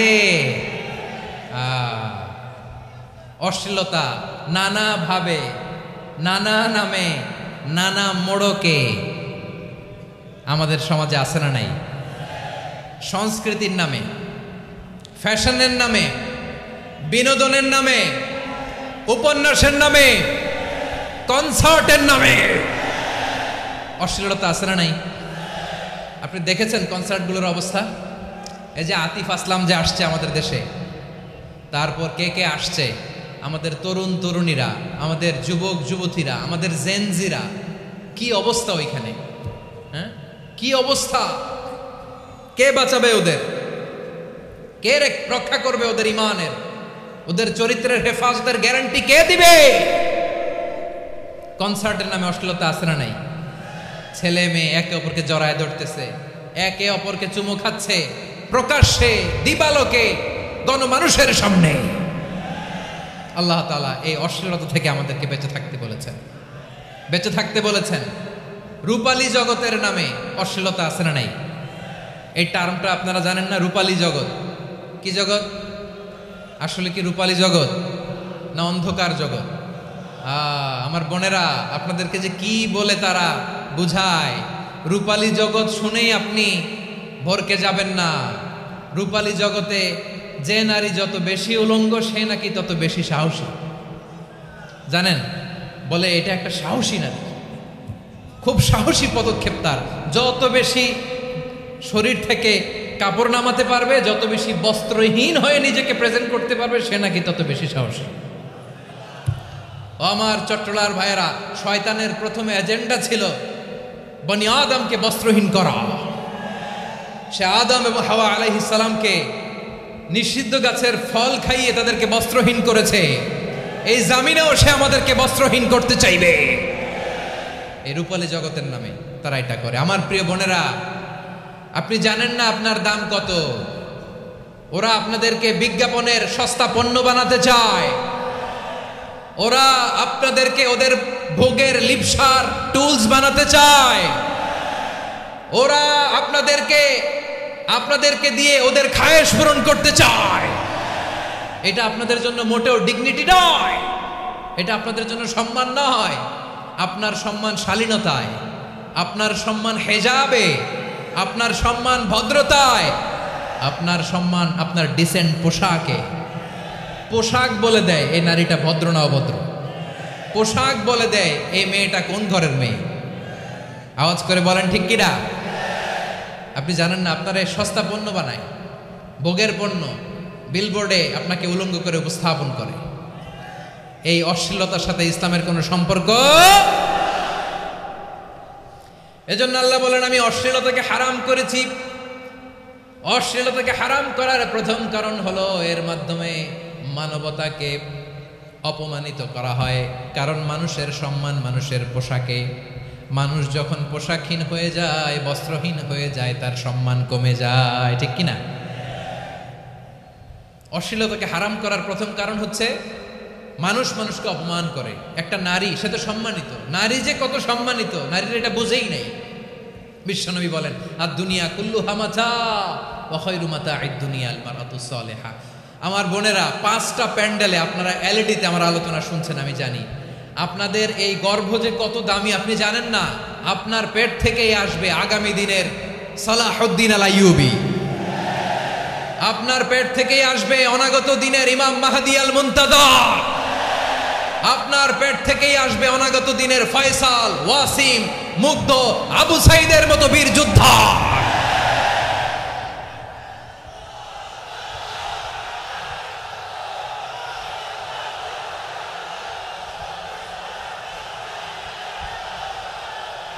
আমার প্রিয় বোনেরা, আমার প্রিয় বোনেরা, বিশ্বনবীর কথার ওজন খেয়াল করেন। আর দুনিয়া কুল্লুহা মাতা ওয়া খায়রু মাতা'আদ দুনিয়া আল মারআতুস সালিহা।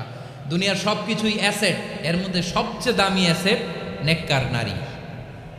আপনার গর্ভ যে কত দামি আপনি জানেন না। নিজের সময়টাকে কাজে লাগান, কোরআন পড়েন, সুন্নাহ পড়েন। আপনার অনেক দায়িত্ব ঘরে। You are the MD of your family. একটা family it's a very big institution. পরিবার একটা অনেক বড় প্রতিষ্ঠান। And you are the MD of your institution. আপনি এই পরিবারের MD, managing director of your family. এখানে আপনার কত দায়িত্ব। আপনি ছেলে মেয়েদেরকে তারবিয়া করবেন। আপনি আপনার স্বামীর জন্য ঘরটারে জান্নাতের নীর বানাবেন। আপনার জন্য জান্নাতের ডুপ্লেক্স বাড়ি ওইখানে তৈরি করে রাখবে কে? আপনি যে কত দামি আপনি জানেন না। নারীদেরকে আল্লাহ বানিয়েছেন উচ্চতর করে, নিম্নতর নয়। নারীদেরকে ছোট্ট জিনিস দিলে এটারে বড় করে দেয়। নারীদেরকে ভ্রূণ দিলে, শুক্রাণু দিলে নারী এটারে বাচ্চা হিসেবে উপহার দেয়, ঠিক কিনা? বিয়ের মাধ্যমে স্বামী যখন তার শুক্রাণু তার স্ত্রীকে উপহার দেয়, স্ত্রী রিটার্নে কি উপহার দেয়? ফুল ফর্ম বেবি, মানব সন্তান। দেখছেন, আপনি দিলেন একটুক, উনি দিছে বিশাল। আপনি যদি নারীকে বাজার এনে দেন, নারী এটাকে সুস্বাদু খাবারে রূপান্তর করে দেয়।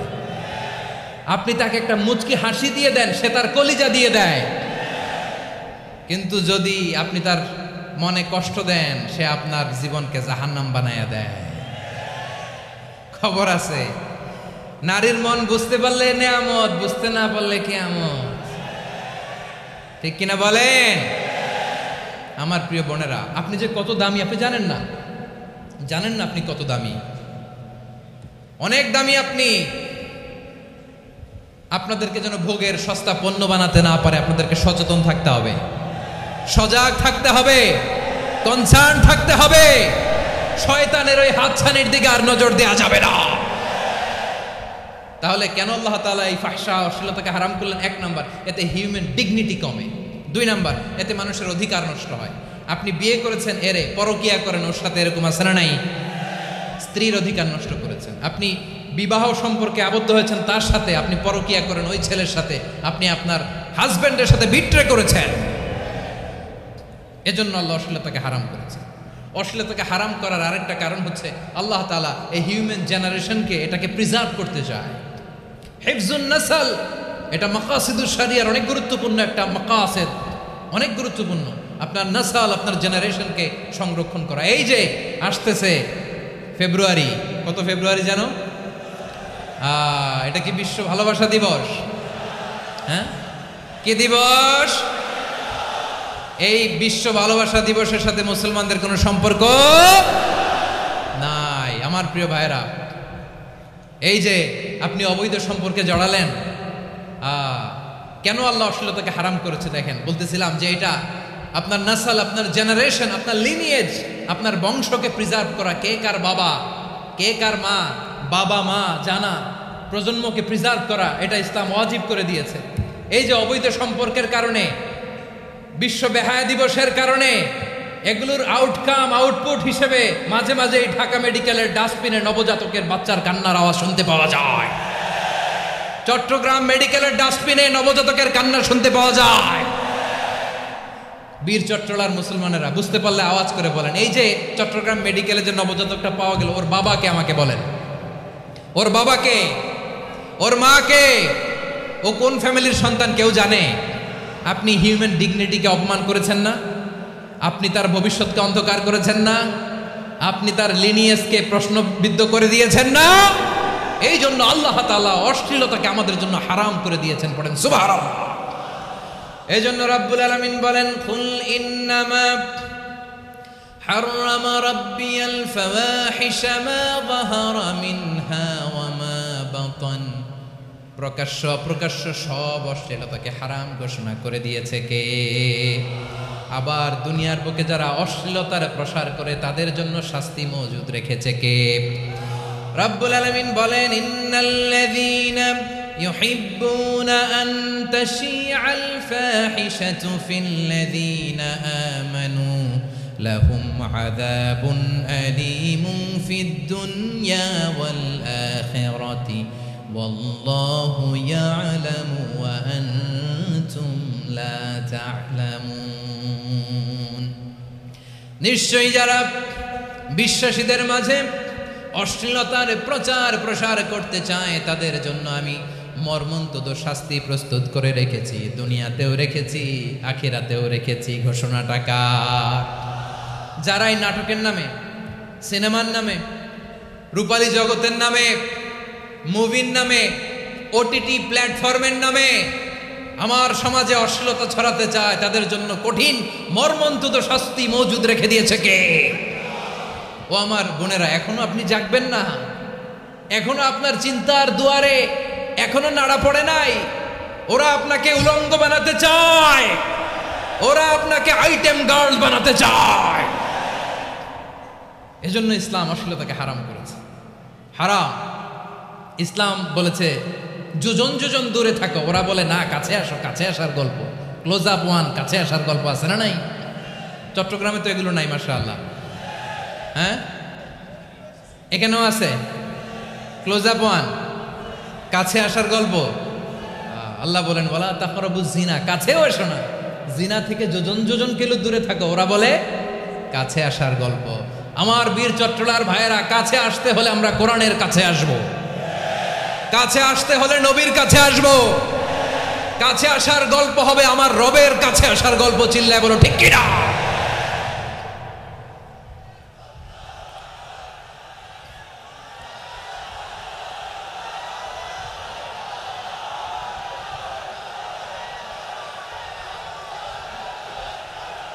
বসুন বসুন আমার ভাইয়েরা।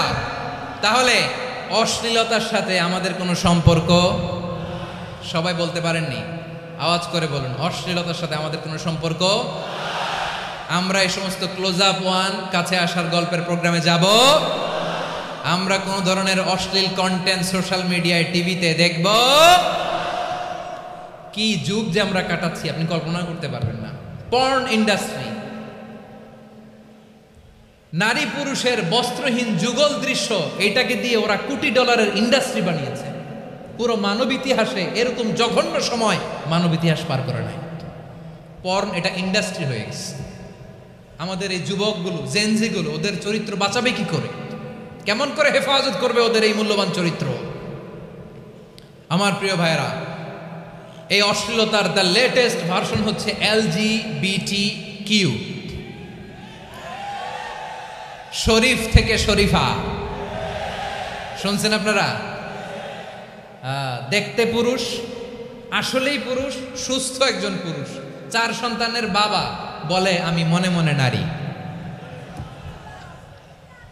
দেখতে নারী, সুস্থ নারী, আসলেই সে দিব্যি একজন নারী, বলে আমি মনে মনে পুরুষ।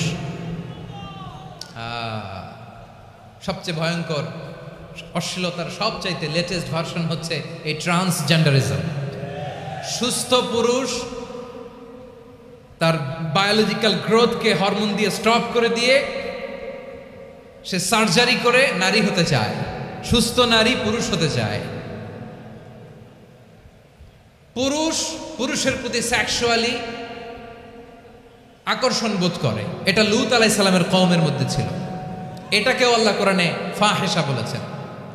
ওয়ালুতান ইয ক্বালা লিকওমিহি আতাতুনাল ফাহিশাতা মা সাবাকাকুম বিহা মিন আহাদিম মিনাল আলামিন। লূত আলাইহিস সালাম বললেন, তোমরা কি এমন এক অশ্লীল কার্যক্রমে ডুব দিলে নাকি যেটা গোটা বিশ্বের কেউ কখনো করে নাই, তোমরাই প্রথম করেছো। পড়েন নাউযুবিল্লাহ। এই পশ্চিমের এই রোগ আমার দেশে যেন আসতে না পারে, আমাদের সজাগ থাকতে হবে। প্রিয় ভাইরা, চিল্লায় বলেন ঠিক কিনা? পশ্চিমের অবস্থা ভয়ঙ্কর। পাশ্চাত্যে আমি যুক্তরাষ্ট্রে ছিলাম অনেকদিন, কয়েক মাস, বিভিন্ন স্টেটে ঘুরেছি। গার্ডিয়ানরা উদ্বিগ্ন, ছেলে মেয়েদেরকে, ছোট্ট ছেলে মেয়ে, ওদেরকে জিজ্ঞেস করে, তুমি how do you feel right now inside yourself? তুমি ভিতরে ভিতরে কেমন ফিল করো? তোমার কি ছেলে ছেলে লাগে না মেয়ে মেয়ে লাগে? আচ্ছা বলেন, এই ছোট্ট বাচ্চাটা ওকে এগুলো জেন্ডার অ্যাসাইনমেন্ট বলতে এগুলো কিছু বুঝে? এইভাবে মিসগাইড করা হচ্ছে। কৌতূহল বশত ছোট্ট ছেলে যদি বলে আমার তো মেয়ে মেয়ে লাগে, তখন বলে যে না তুমি মেয়ে, ছেলে না। মা বাবা বাধা দিলে ওকে আলাদা গভর্নমেন্ট হাউসে নিয়ে যাবে। ভয়ঙ্করতম অবস্থা। আমরা একটা সময়ে শুনতাম যে হুজুর আমার ছেলেটা খুব ভালো, হাফেজে কোরআন, আল্লাহওয়ালা। হুজুর আমার ছেলে দাড়ি রাখছে, আল্লাহওয়ালা। হুজুর আমার ছেলে 5 ওয়াক্ত সালাত জামাতের সাথে পড়ে, তার মানে আল্লাহওয়ালা। পশ্চিমে যে আমি কি শুনছি জানেন? ওরা বলে হুজুর আমার ছেলেটা ইউনিভার্সিটির একটা মেয়ের সাথে প্রেম করে, ও খুব আল্লাহওয়ালা, হুজুর দোয়া করবেন।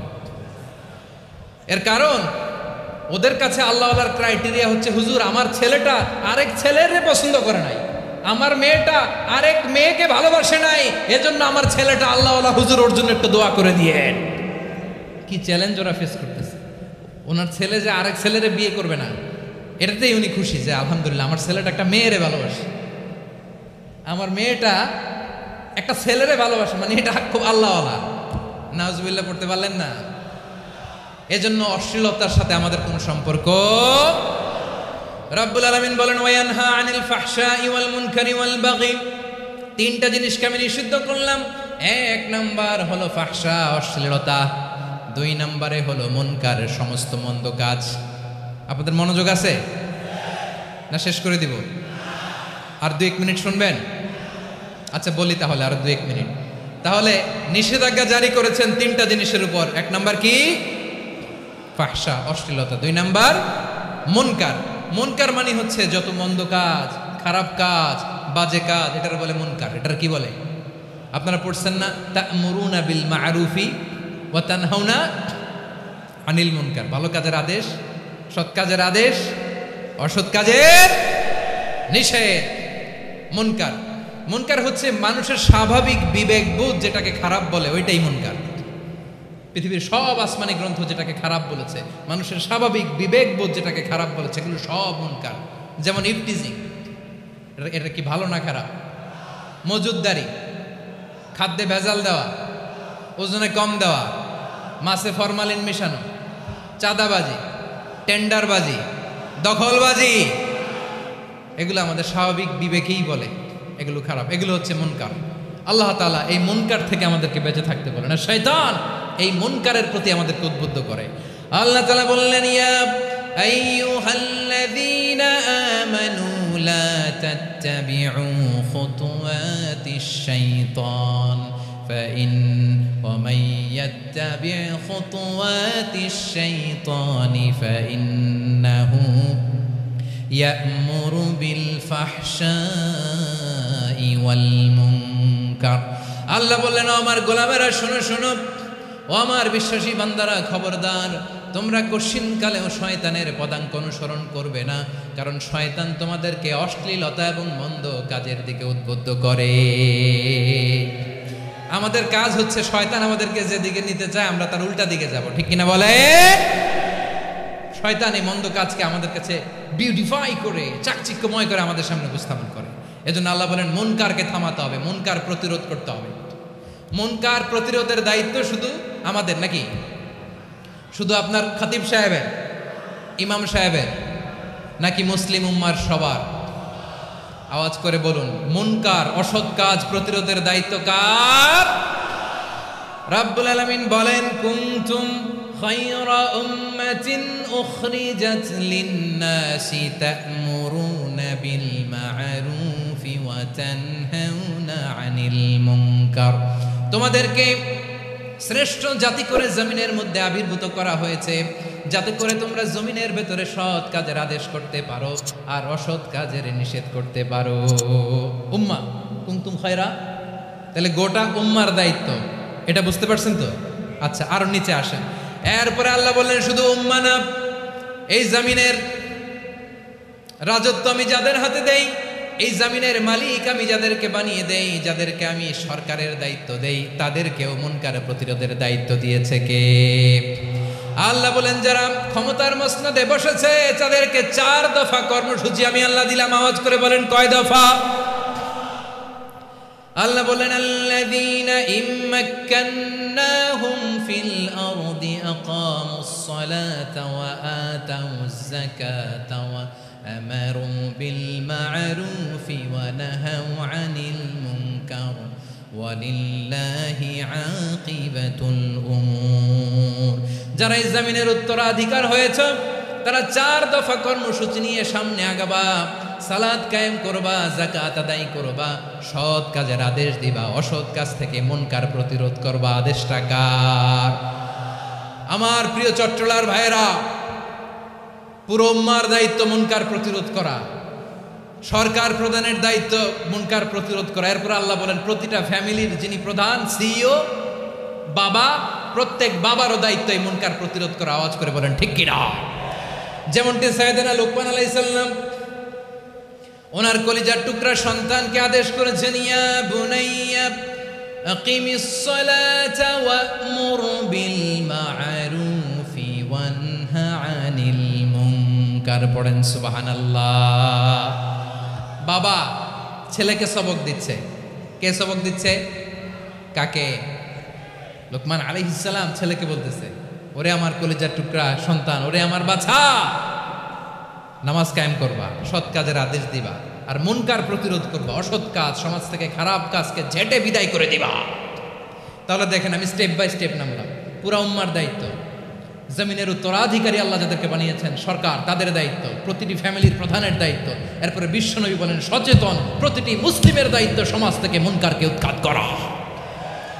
বিশ্বনবী বলেছেন, মান রাআ মিনকুম মুনকারান ফালিয়ুগাইয়িরহু বিয়াদিহি ফাইন লাম ইয়াস্তাতি ফাবিলিসানিহি ওয়া ইন লাম ইয়াস্তাতি ফাবিকলবিহি ওয়া যালিকা আযআফুল ঈমান। সমাজে যে মুনকার দেখবে, খারাপ কাজ দেখবে, সে যেন হাত দিয়ে সেটাকে থামায়। কি দিয়ে? আপনাদের তো হাত নাই না? হাত আছে, হাত আছে। ওরা যেই হাত দিয়ে অন্যায় করে ওইটা প্রতিরোধের জন্য আমাদেরও হাত আছে না নাই? থামাতে হবে, থামাতে হবে।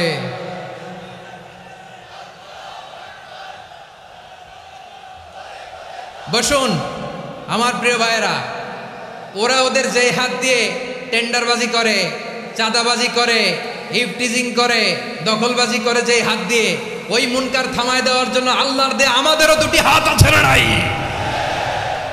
আমাদেরও হাত আছে। থামাইতে হবে, থামাইতে হবে, হিম্মত করতে হবে। আমার প্রিয় ভাইরা, না থামালে আমরাই ডুববো শেষমেশ।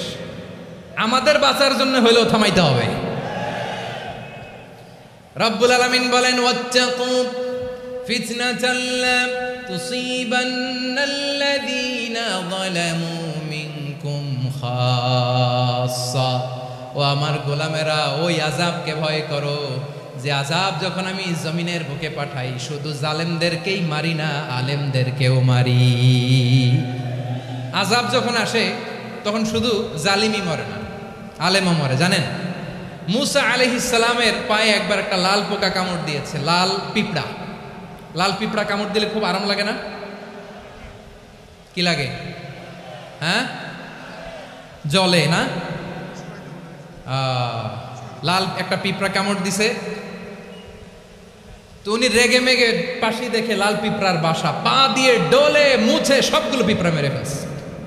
এই ঘটনাটা আল্লাহ ঘটিয়েছেন। এজন্য মুসা আলাইহিস সালাম ছিলেন কালিমুল্লাহ, সরাসরি আল্লাহর সাথে কথা বলতেন। তিনি আল্লাহকে জিজ্ঞেস করেছিলেন, আল্লাহ তুমি যখন কোনো জনপদে আযাব পাঠাও, শাস্তি দাও, ওখানকার শুধু জালেমরাই তো মরে না, ভালো মানুষগুলাও মরে, তো আযাব দিবা মুশরিকদের উপর দিবা, অবাধ্যদের উপর দিবা, ভালো মানুষগুলারে মারো কেন? আল্লাহ বললেন, মুসা তোমার যে কামড় দিছিল পায়ের মধ্যে পিঁপড়া, কয়টা পিঁপড়া? জোরে বলেন। একটা পিঁপড়া, তো সবগুলারে মারলা কেন? রেগে মেগে পুরো পিঁপড়ার বাসা ভেঙে ম্যাসাকার করলা কেন? এই মুসা, আমি যখন অ্যাকশনে যাই, আমি যখন শাস্তি দেই, তখন এত বাস বিচার করা হয় না, বাস বিচার করা যায় না। যখন অ্যাকশনে যাওয়া হয় ওইটা ডাইরেক্ট অ্যাকশন হয়ে যায়। চিল্লায় বলো ঠিক কি না? এজন্য আমাদের বাঁচার জন্য হলেও এই পাপ থামাতে হবে, এই শয়তানের অট্টহাসি থামাতে হবে, অন্যায় অপরাধ সমাজ থেকে আমাদের থামাতে হবে। কারণ আযাব আসলে ওরাও মরবে, আমরাও মরব। একটা জাহাজ 2 তলা, আপনি আছেন 2য় তলায়, শুনতেছেন? শুনতেছেন? জাহাজ কয় তলা? আপনি কোন তলায়? 2য় তলায়। নিচের তলার কিছু লোক জাহাজের তলা ছিদ্র করতে আরম্ভ করছে। কি ছিদ্র করতেছে? আচ্ছা, জাহাজের তলা ছিদ্র করলে তলা দিয়ে কি ঢুকে? এখন আপনি যদি বলেন আমার কি, আমি তো 2 তলায়, আমার কি, আমি তো সেফ, আমি ইন দ্য সেফ জোন, আমি তো ভালো আছি, আমি তো ভালো আছি, ওরা ছিদ্র করে ওরা মরবে। আসলে কি শুধু ওরা মরবে, নাকি তলা ফুটো হলে ভিতরে পানি ঢুকলে আপনারও শরীর সমাধি হবে? তলা দিয়ে যখন পানি ঢুকবে, জাহাজ ঢুকলে আপনিও মরবেন। এজন্য নিজে মরার আগে ওই পাগলগুলোর নিচতলায় যে থামাতে হবে। চিল্লায় বলেন ঠিক কি না? এজন্য আল্লাহ বললেন, মুনকার প্রতিরোধের দায়িত্ব সমাজের টপ টু বটম সবার। পুরো আম্মার দায়িত্ব, সরকার প্রধানের দায়িত্ব, প্রতিটি ফ্যামিলির প্রধান বাবার দায়িত্ব, বিশ্বনবী বললেন প্রতিটি সচেতন মুসলিমের দায়িত্ব। এজন্য মুনকার প্রতিরোধ করার দরকার আছে না নাই? সমাজে এই যে ইফটিজিং হয়, আপনার বোনের বয়সী একটা মেয়েকে কিছু বখাটে টিটকারি করে, এই বলে সেই বলে, নোংরা কথা বলে, রাস্তায় দেখেও আপনি পাশ দিয়ে না দেখার মতো চলে যান কেন? আপনি দাঁড়ান না কেন? আপনি দাঁড়ালেই তো থেমে যাবে। কারণ সত্যের যে শক্তি, তার সামনে মিথ্যা মুখ থুবড়ে পড়ে। আপনার সামনে ও কিছুই না, নাথিং। আপনি দাঁড়ান, ওকে প্রশ্ন করেন যে আমার বোনকে তুমি ডিস্টার্ব করো কেন? আপনাকে দেখে আরো 5 জন দাঁড়াবে, 5 জনকে দেখে আরো 10 জন দাঁড়াবে। আমাদের নীরবতা আর আমাদের নিশ্চুপ থাকাই জালিমদেরকে আরো শক্তিশালী জালিম বানিয়েছে। এজন্য মুনকার প্রতিরোধের দায়িত্ব আমাদের সবার। টেন্ডারবাজি, চাঁদাবাজি, দুর্নীতি, অপরাধ, দখলদারিত্ব, মজুদদারি, এগুলো সব কিছু একসাথে প্রতিরোধ করতে হবে। ঠিক কিনা বলেন?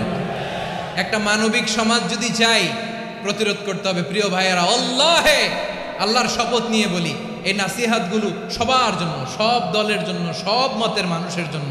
আমরা কোনো দলের প্রতি মানুষকে ডাকি না, আমরা ডাকি ইসলামের দিকে। সব দলের, সব মতের, সব মানুষদেরকে আমরা আহ্বান জানাই, আসুন আমরা একটা সুন্দর সমাজ বিনির্মাণ করি। এই যে নতুন বাংলাদেশের এক সুযোগ এসেছে, আর জীবনে হয়তো আসবে না, সামনের 100 বছরে এই সময় আসবে না। আসুন দেশটাকে আমরা সাজাই, আসুন আমরা দুর্নীতি বন্ধ করি, আসুন আমরা চাঁদাবাজি বন্ধ করি, আসুন আমরা দখলদারিত্ব বন্ধ করি, আসুন আমরা এক দল আরেক দলকে নিশ্চিহ্ন করার যে রাজনীতি, এটা বন্ধ করি। সব দলের প্রতি আমার আহ্বান। আমি কিছুদিন আগে একটা নিউজ দেখলাম, ওই যে লন্ডনে বসে জনাব তারেক রহমান সাহেবকে আমি ধন্যবাদ দিতে চাই। উনি সংবাদ শোনা মাত্রই ওনার দলের অনেক চাঁদাবাজকে উনি বহিষ্কার করেছেন। I do appreciate. প্রতিটি দলের এরকম ইনিশিয়েটিভ নেওয়ার দরকার আছে না নাই? যে কোনো দলে এই প্র্যাকটিসটা থাকার দরকার আছে না নাই? চাঁদাবাজদের সাথে আপনারা নিজেদেরকে মুক্ত ঘোষণা করবেন যে এরা আমার দলের কর্মী হতে পারে না।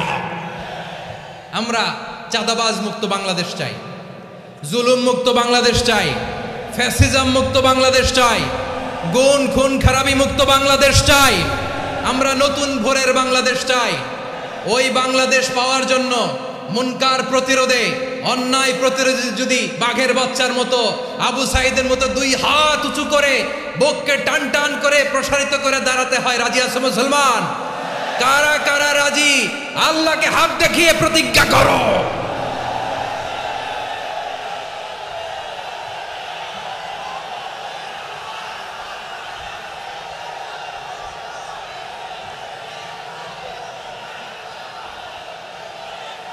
আমার প্রিয় ভাইয়েরা, বসুন বসুন আমার ভাইয়েরা। রাব্বুল আলামিন বলেন, ওয়ায়ানহা আনিল ফাহশাই ওয়াল মুনকারি ওয়াল বাগি ইয়াইযুকুম লাআল্লাকুম তাযাক্কারুন। বসুন। আল্লাহ বললেন, আমি অশ্লীলতাকে নিষেধ করি, আমি সব ধরনের মন্দ কাজকে নিষিদ্ধ করি, সব শেষে আমি সীমা লঙ্ঘনকে তোমাদের জন্য নিষিদ্ধ করি। আলোচনা মনে আছে তো, না ভুলে গেছেন? নিষিদ্ধ করেছেন কয়টা জিনিস? 1 নম্বরে অশ্লীলতা, 2 নম্বরে মুনকার তথা সব মন্দ কাজ, 3 নম্বরে আল বাগি সীমা লঙ্ঘন, ক্রসিং দ্য লিমিট। সীমা লঙ্ঘন করা ভালো না। We all should know our limits. চিল্লায় বলেন ঠিক কিনা?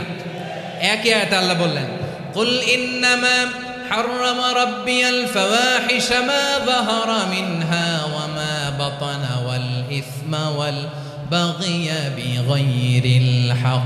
অন্যায় ভাবে যে অবাধ্য হয়, যে সীমা লঙ্ঘন করে, তাদেরকেও আমি এটা হারাম করে দিলাম। সীমা লঙ্ঘন করা হারাম, সীমা লঙ্ঘন করা হারাম। আল্লাহ বারবার বারবার আমাদেরকে ওয়ার্নিং দেয়। যখন আমরা থামি না তখন আল্লাহ ধরে, আর যখন ধরে তখন ছাড়ে না। ধরে ধরে ধরে না, ধরলে আল্লাহ। ফেরাউনকে কিন্তু হুট করে ধরে নাই, আপনারা জানেন 9 বার ওয়ার্নিং দিয়েছে। ফেরাউনকে আল্লাহ তাআলা ওয়ার্নিং দিয়েছিল কয়বার? বীর চট্টলার বীর সেনানীরা আওয়াজ করে বলেন, ফেরাউনকে ধরার আগে ওয়ার্নিং দেওয়া হয়েছিল কয়টা? রাব্বুল আলামিন বলেন, ওয়ালাকাদ আতাইনা মূসা 9 আয়াতিন বাইয়িনাত। 9টা মুআজিজা দেখিয়েছি। 1 2 3 বারবার এইভাবে রিমাইন্ডার, ওইভাবে রিমাইন্ডার, এইভাবে নসিহাত, ওইভাবে দাওয়া। ফাকুলা লাহু কাওলান লাইয়িনা, নরম করে বলো, সফট করে বলো, যত ওয়ে হতে পারে দাওয়া মেথডোলজি। মূসা আলাইহিস সালামের সব অ্যাপ্লাই শেষ। 10ম বারে যে আল্লাহ ধরছে, 10ম বারে যে ধরেছে। এজন্য আল্লাহ বলেন, আমি সীমা লঙ্ঘনকে পছন্দ করি না। কোরআনের অন্য আয়াতে বাগীকে বলা হয়েছে আল ইতিদা। সীমা লঙ্ঘন যারা করে তাদেরকে আল্লাহ বলেছেন মুতাদিন। ওয়াকাতিলু ফি সাবিলিল্লাহিল্লাযীনা ইউকাতিলুনাকুম ওয়া লা তা'তাদু ইন্নাল্লাহা লা ইউহিব্বুল মুতাদিন। আমি সীমা লঙ্ঘনকারীদেরকে কোশ্চিনকালেও পছন্দ করি না। আমরা যেন সীমা লঙ্ঘন না করি, রাজি আছেন তো? যে কোনো ক্ষেত্রে ইবাদতে যেন সীমা লঙ্ঘন না করি। অনেকে আমরা ইবাদতে সীমা লঙ্ঘন করে ফেলি। বিশ্বনবী সাল্লাল্লাহু আলাইহি ওয়াসাল্লাম যেটা শিখিয়েছেন, এর বাইরে যে অতিরিক্ত বুজুর্গ হতে চায়, এরকম আছে না নাই? করা যাবে না, কোনো ক্ষেত্রে সীমা লঙ্ঘন করা যাবে, এমনকি যুদ্ধ ক্ষেত্রেও না। বিশ্বনবী সাল্লাল্লাহু আলাইহি ওয়াসাল্লাম বলেন, খবরদার যুদ্ধ ক্ষেত্রেও সীমা লঙ্ঘন করো না। কি সুন্দর ইসলাম আমরা পেয়েছি। বিশ্বনবী বলেন, খবরদার যুদ্ধের ময়দানে কোনো নারীর গায়ে হাত তোলো না, কোনো শিশুর গায়ে হাত তোলো না, কোনো গবাদি পশু হত্যা করো না, কোনো শস্য ক্ষেত্র ধ্বংস করো না, ইবাদতরত অন্য ধর্মের কোনো সন্ন্যাসীর গায়ে হাত তুলো না। বলেন সুবহানাল্লাহ। তাহলে আমরা সীমা লঙ্ঘন করতে পারবো? প্রিয় ভাইয়েরা, একটা সুখী, সমৃদ্ধ, শান্তির সমাজ, মানবিক সমাজ যদি আমরা গঠন করতে চাই, আমাদের আল্লাহর দেয়া কয়টা আদেশ মানতে হবে বলেন দেখি? সবাই বলেন কয়টা? আর বেঁচে থাকতে হবে কয়টা জিনিস থেকে? আওয়াজ করে বলেন কয়টা? আচ্ছা, আদেশ নাম্বার 1 কি ছিল বলেন? আল্লাহর আদেশ কি? 1 নাম্বার আদাল, ন্যায়পরায়ণতা।